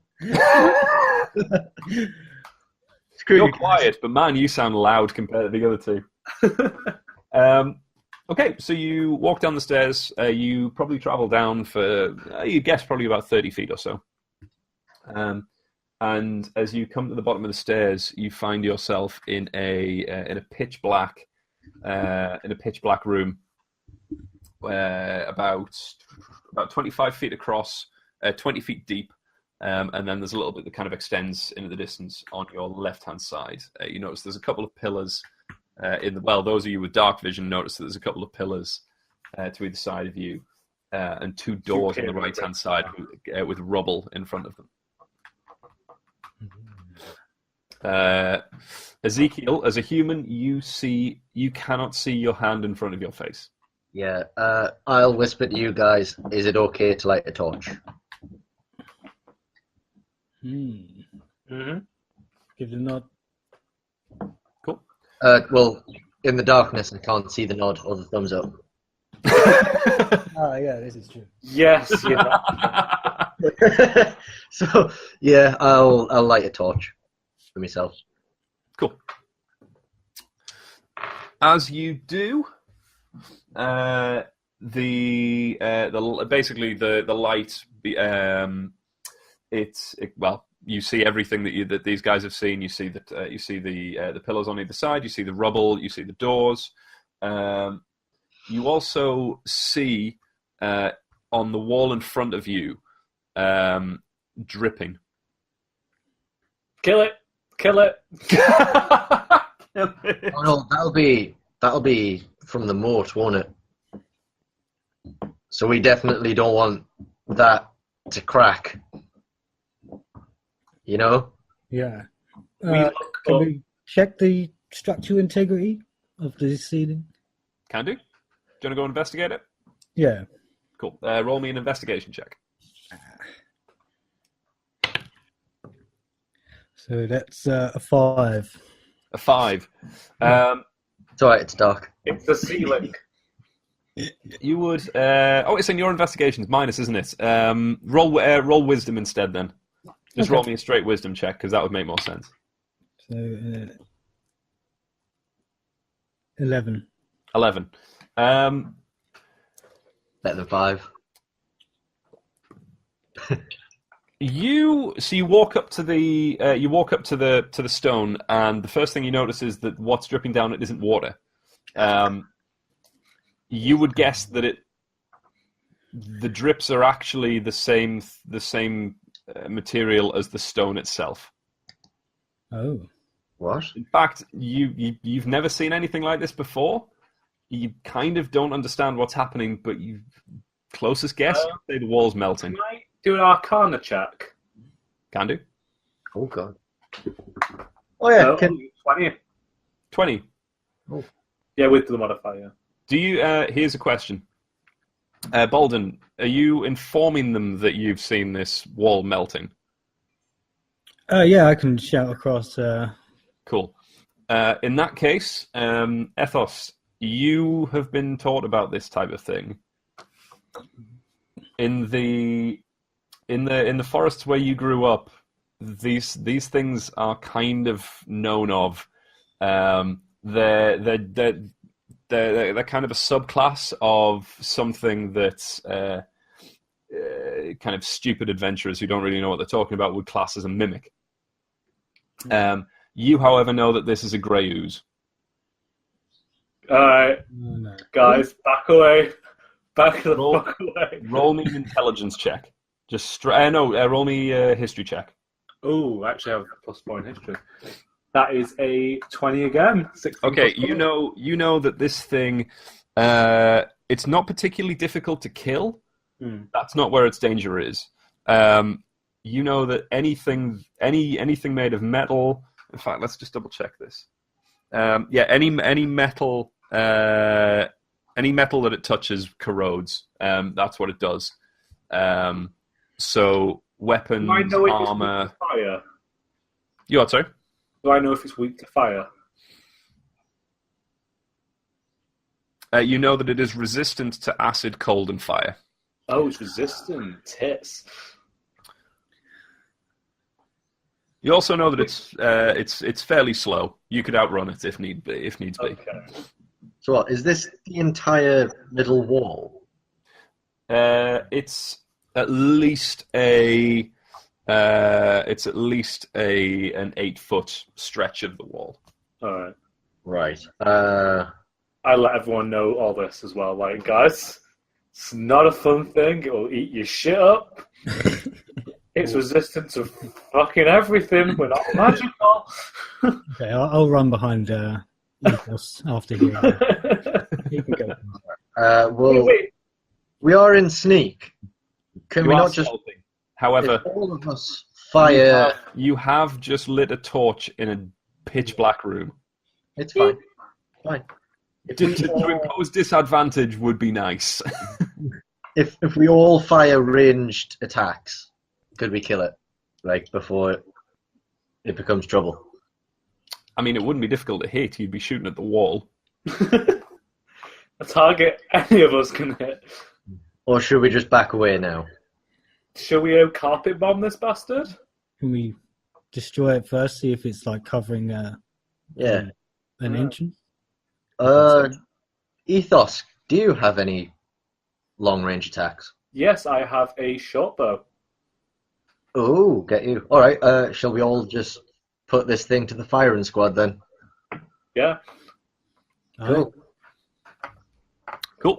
In that case, I guess Declan gets sneak attack on that. He will. In that case, we'll do a surprise round. So just make your attacks. It doesn't really matter about initiative. Okay, I've got a... Oh my god, I love this.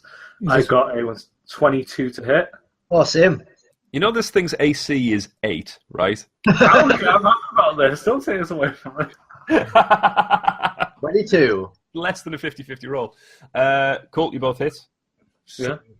What about Baldun? I rolled a 9. Oh, You just hit. You just hit. the wall. Roll damage. The wall. Right. Okay, I'll roll my damage. So it's...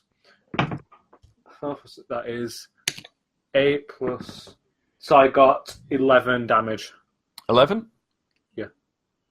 I got 3. And I got 5. Oh my word. Cool. So as you all kind of stand next to each other, Ezekiel in the middle with his torch in one hand and his hand crossbow in the other, you all loose your various projectiles, and they all strike true. You hear this weird, watery...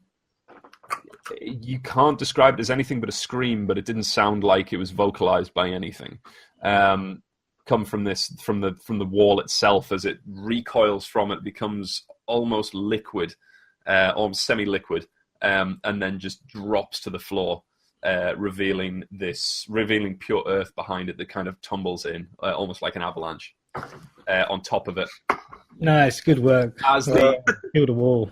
As you celebrate, the ooze begins to creep up through the dirt that's covering it, almost like water soaking out of something, and it rises up in front of you. Could you roll initiative? Oh. Let's hope this goes better than last time. Yes. Well, that's better. 21. 12. Oh, my word. 16. Okay, so well, Baldun, you're first. Like that's not even a question. Ethos, what'd you get? Oh, What'd you get? Sorry, 12. 12. And Ezekiel, 16. 16. In that case, Baldun, what would you like to do? So this ooze, can I hit it unarmed? You can. From what you've heard, it's likely that you would.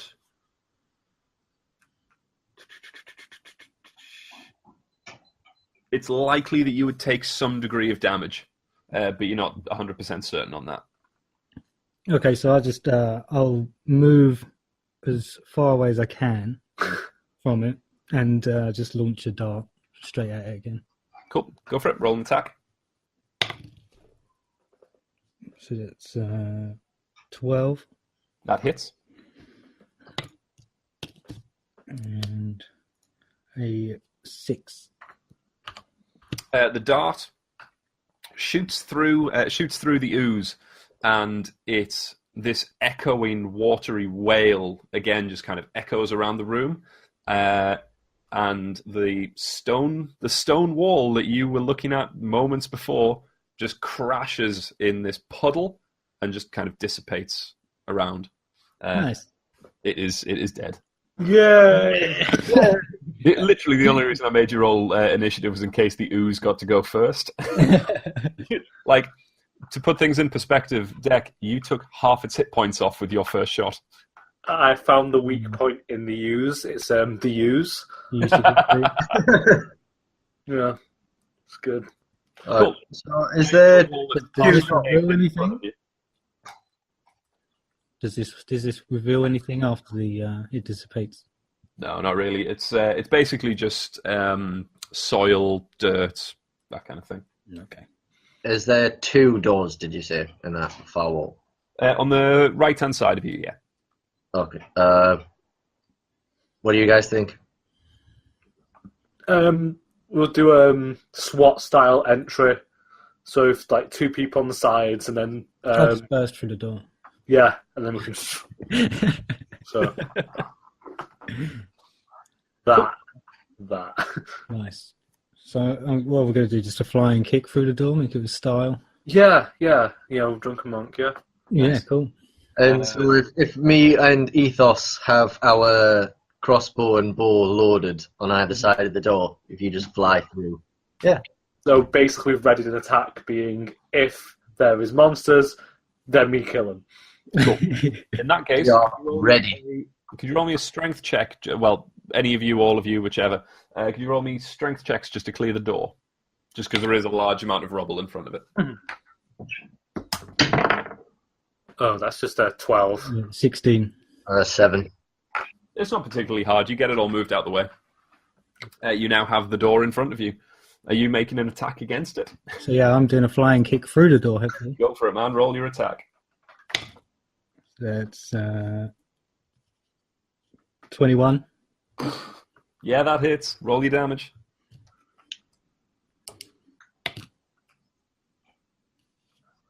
That is 6. So, you knock the door off its hinges. Cool. As he does that, should me and Ethos both point our Yeah. weapons aside? Do like a quick perception check of the room.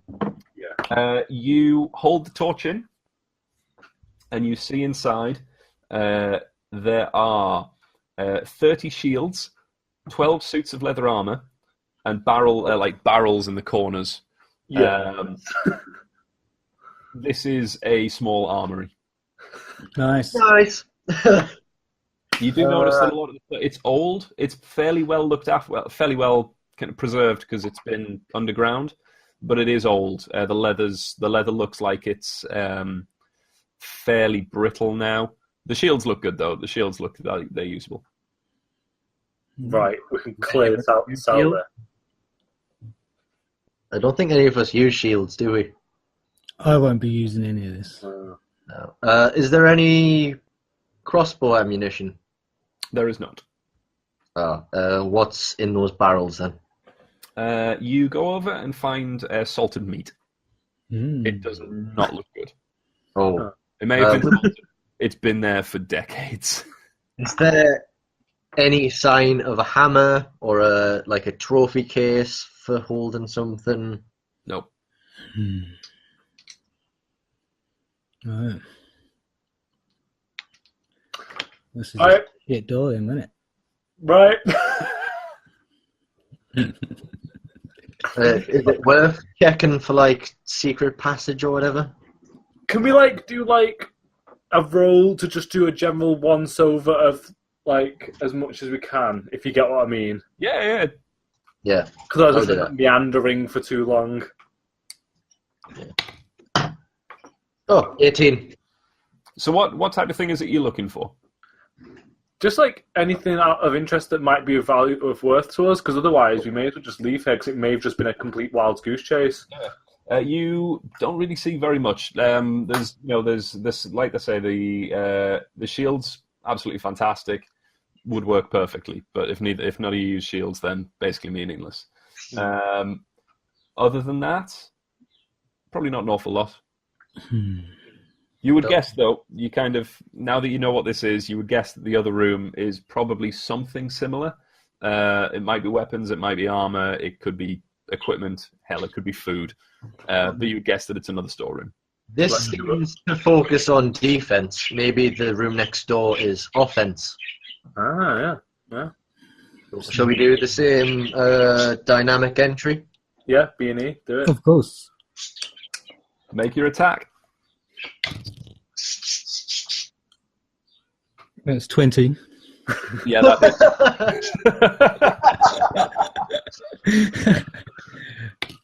And a 7. 7. Yep, cool. You blast this one off its hinges again. As the door travels the 10 feet across the 20 feet across the room, you hear an almighty crash on the other side as all sorts of stuff just topples down on top of this door. And as you hold the torch in, you see, after some time counting, because everything's basically on the floor at this point. You see 50 spears, 10 glaives, 3 battle axes, and more cloaks than you can really be bothered to count that are black with a yellow eye of fire sewn on them. There's also a few containers of provisions, like bits and bobs of food, dry rations, that kind of thing, none of which are suitable to eat. And you find 2 crates, one of which holds 120 arrows, and the other one holds 200 crossbow bolts. I will resupply my crossbow bolt quiver. Cool. Any darts? There are not, but the crossbow bolts are relatively small. If you wanted to take a few, you could probably fashion them into some kind of dart. Could we claim this fortress? Nobody Well, else it's in really bad disrepair, and we do not.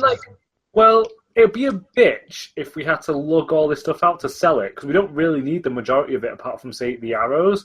So how about we just kind of set up a stall so people on the way to the village will just buy the shit off us? Don't see why not.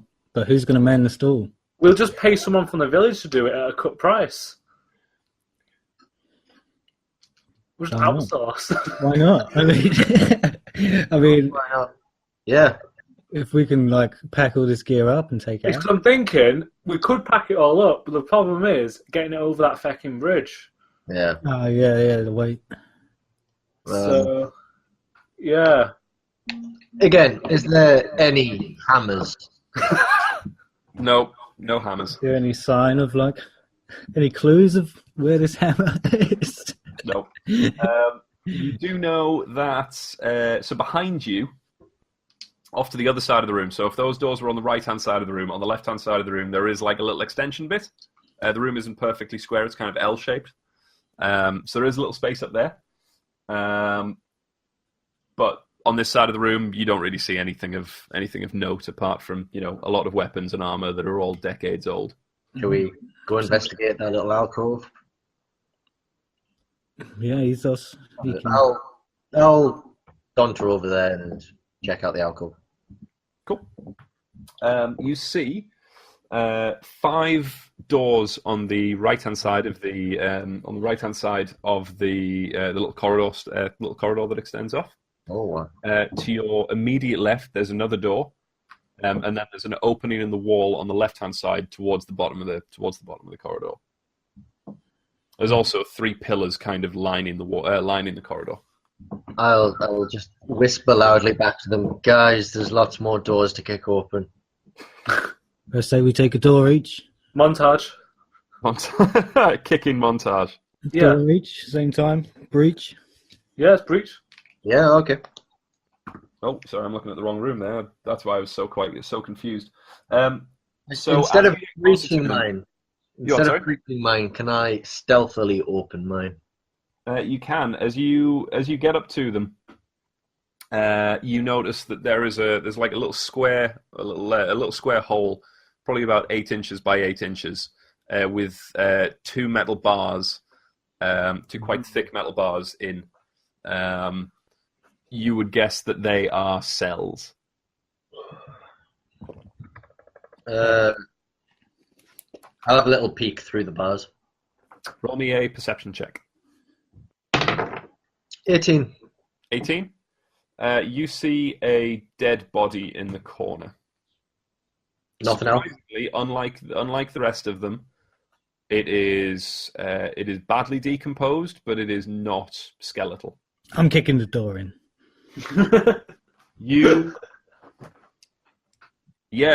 Make a strength check on this one. Oh no, 4.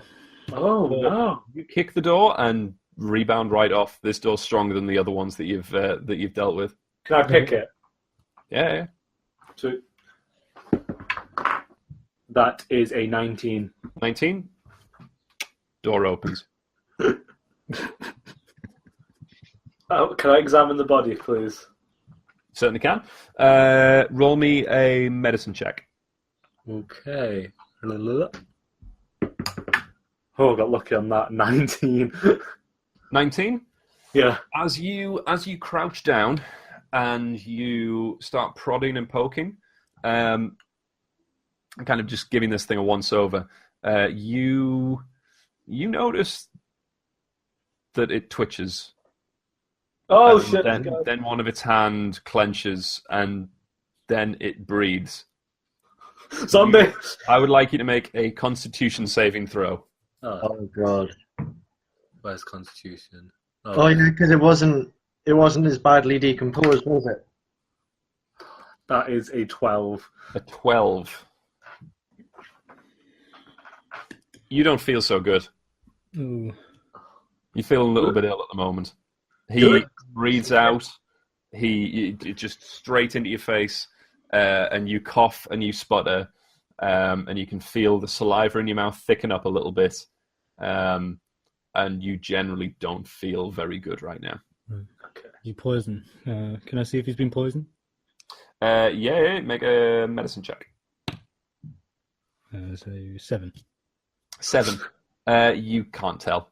You're not sure what's happened. You would guess from what he's saying that there was something there that could be an hour-long thing, could be something a bit more serious.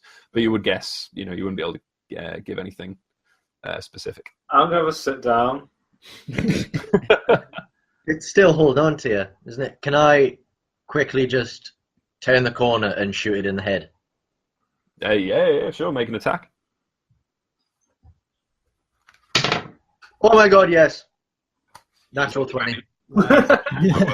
Okay, roll your damage and double your dice rolls. Yeah.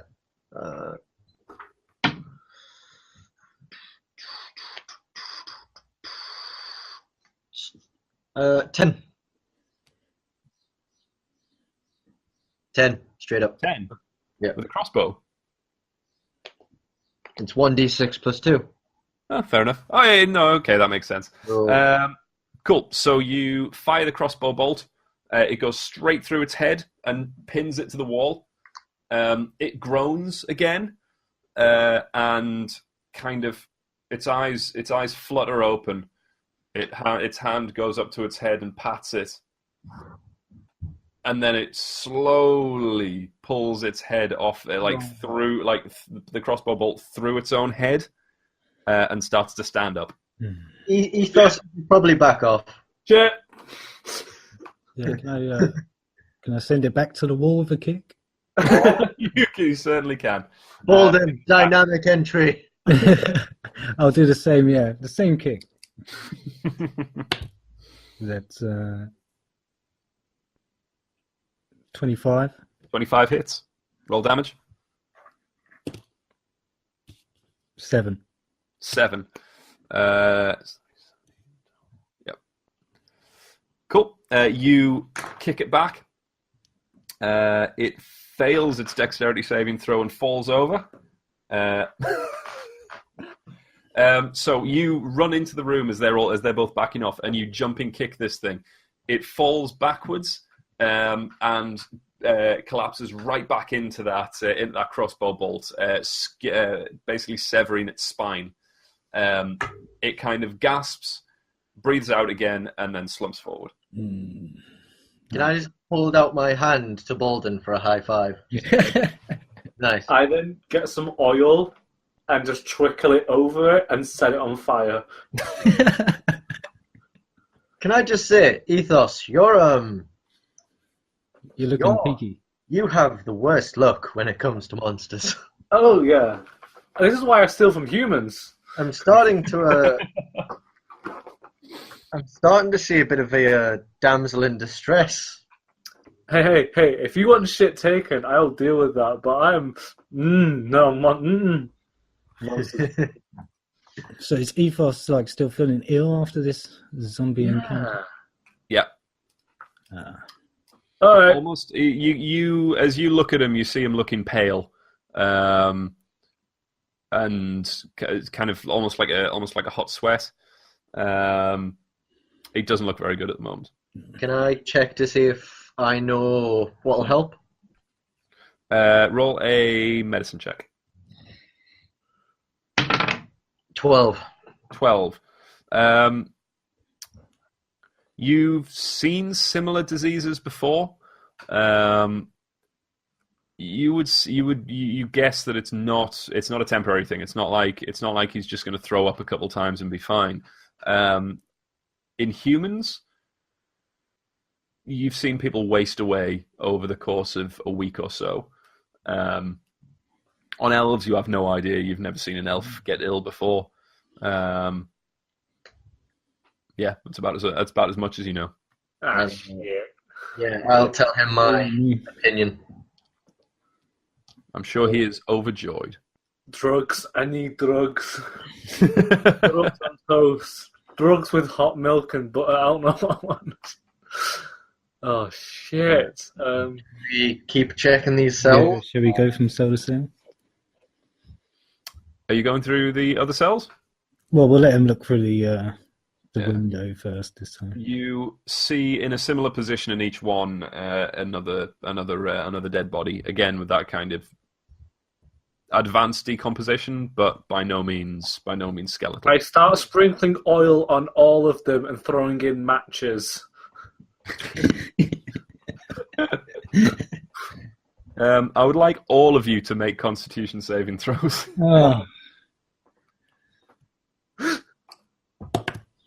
Oh, nice. 20. 17. 16.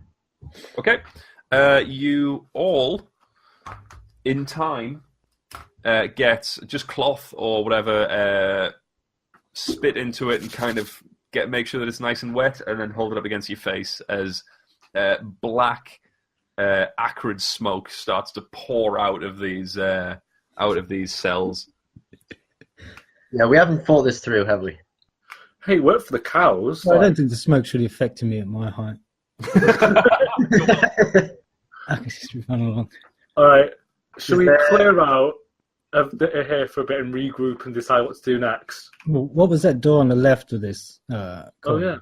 So there is behind you now, as you're kind of looking in through the cells. There's an opening in the wall, and when you look through, you see a torture chamber. Oh, shit. Should we check it out, or? Yeah. Of course. Yeah, we'll go in. Cool. You see, basically there are just lots of the kind of Iron Maidens, racks, tables with thumb screws, like the most horrendous torture devices. You see what looks very similar to a crucifix on one wall. You see skeletons kind of lining the place. You see kind of a window, essentially an Iron Maiden with a space left open for the face, with this leering skeleton, with this leering skull kind of poking out of it. Yeah. The room's the room's about 30 feet wide and 20 feet deep. So this is where the kinkier guests stayed. So maybe is someone like experimenting? Is that why were they experiments in those cells? Roll an investigation check. Oh, I should really stop investigating. A 1. Oh. You don't know. You have no idea. You think they were making teddy bears? This is like a hardcore Build-A-Bear workshop. I'm just playing with all the stuff. I'll have a look. Oh, that is a 18. An 18. You wouldn't guess so. You would say this is more somewhere that political prisoners are brought. You'd probably guess that most of these guys were Church of Baphomet. Means that this might well have been a church, a church place. You would guess that these were either political or religious prisoners. Well, the library was old version of the King's Seal, so could be political. Either way, should we head back upstairs? back to our original plan? Find the chimney? Or is there more to investigate? Yeah, let's go back upstairs for now before we choke ourselves to death. Yeah. As you're leaving, Deck, you do notice a blood trail on the floor. Where does it lead? It leads to a spot about 15 feet to the right of the doorway. How fresh is the blood? And just abruptly ends. Look How up. fresh is it? You would guess it's fairly fresh. I mean, compared to everything else. Oh. Can I do a perception check to figure out its source? Cool. Yeah, roll perception. Trying to remember how much plus it is. Oh yeah. Okay, that is a 17. 17. As you go down and you're looking at everything, you're kind of following the trail. You guess by the way that it's scuffed and the way that it's kind of smudged in places that it's walking into the torture chamber. You also notice that it actually extends a fair way back. You would guess kind of something dragged down from the upstairs, or carried down from the upstairs. It's more kind of dropped. Is it in something in the torch chamber? Yeah. Okay. You also, when we see this, I'm gonna put away my trail. At the end of the trail, you also find a secret trapdoor that leads into a really confined passage. Oh, fuck. Who's first? Me. dynamic entry. Dynamic entry, lads. Dynamic entry. So, well, if I'll go first then. So, Yeah. Shall we stealth it this time, or are we dynamic in it? We'll stealth it, yeah. Stealth, cool. It's a 20. It's my- 20. Cool. You drop down and you crawl in the shadows. The actual thing is probably just wide enough for a large human to kind of belly crawl their way through. Okay. So, what do we find at the end? So the whole thing, it gets very Shawshank Redemption. It's not pleasant in here. You crawl your way through and you end up pushing your way into... in fact, Baldun, you're going first. Roll me a perception check. 8. You don't know what this is. You are blissfully unaware. You kind of push your way out, and you push a stone panel out of the way and climb out. Who's going second? I guess I was second then. Cool. Roll me a perception check. That is a 16. 16. You start to clamber out and realise that you're clambering through the bones of a long dead person. I'm not even bothered by this point. I'm gonna get PTSD, but I'm just gonna deal with it for now. There's some proper Darkest Dungeon stuff going on here. Yeah, it's cool. It's cool. Okay, cool. So you clamber out. You find yourself in a burial chamber, kind of large T-shaped room. Kind of you're about there. It extends across, and then there's another bit extends down. Off in little alcoves around the sides are little tombs. Shall we quickly, stealthily check that corner? Yeah, tomb. Maybe the hammer's in one of these tombs. Let's do it. Do checks. Where does the blood trail lead off to? It disappeared in the during the in the secret passage. It kind of stopped. So is it just dumped, like bodies dumped here, kind of? Cool. What are you doing? I'll stealthily go up to that corner and just check around it. Cool. Roll me perception. In fact, roll me a. Yeah. Roll me a stealth check at disadvantage because you're carrying a torch. This Damn, place is still you pitch black. guys. Still pitch black. Oh, that would be 9. 9. Okay, roll me a perception check. 15.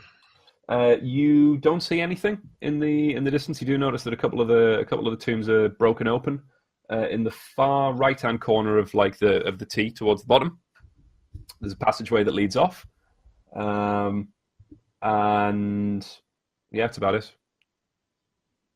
You do notice on the floor there's an engraving of a very stylized or a very simple hammer, or what you would guess would be a simple hammer. Ooh.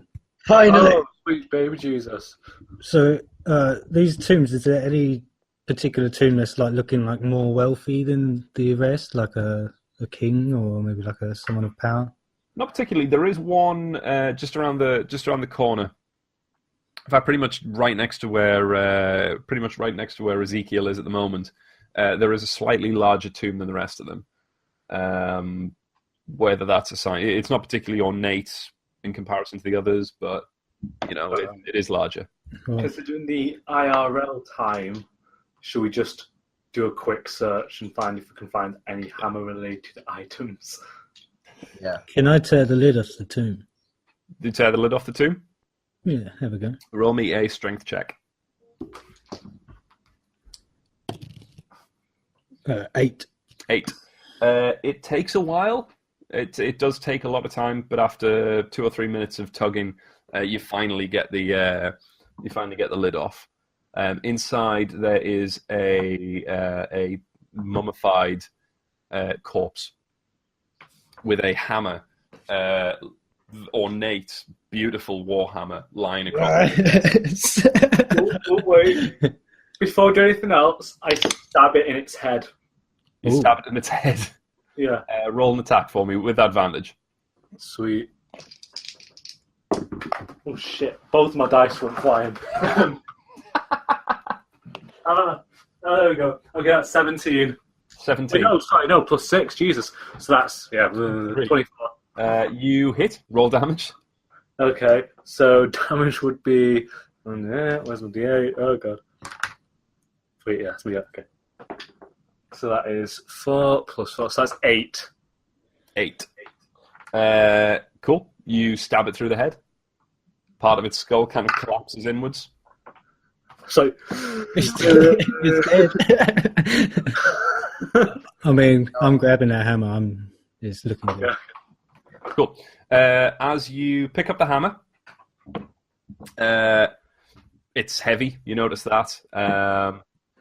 It's this beautiful golden hammer. You get this weird sensation from it. It's kind of difficult to describe, but when you pick it up, it's almost as if you can smell ozone. Your fingertips when you hold it begin to tingle slightly. Not necessarily in a bad way, but just as if you've had a dead arm for a while and the feeling's starting to come back to them. But yeah, the rest of you notice that as soon as he picks it up, there is a sense of movement in the tombs, and as you kind of heft the hammer slightly and walk out of the tomb, you hear movement behind you in the tomb that you've just come out of. You also hear knocking up against the tombs around you. Run. As you decide to run, all of the tombs burst outwards. Oh. You see, decrepit, mummified corpses start crawling out of all but one of the tombs, and you also hear behind you this weird sucking sound. And as you look around, you see the mummified corpse that you took the hammer from. The skull begin to fill out as he sits up. You also notice, as this is happening, one of the mummified corpses keels over dead. And that's where we will leave it today. Oh my god. Good job, Chris. Oh man. That was a laugh. That did not go the way I expected. Oh god. That was actually pretty freaking sweet. I'll give you that. It was literally like I started off in Hommlet, which is for any of you who are interested, the intro village to the original Temple of Elemental Evil campaign. And took you into the moat house there, and then just made everything up from that point onwards. Oh. All right.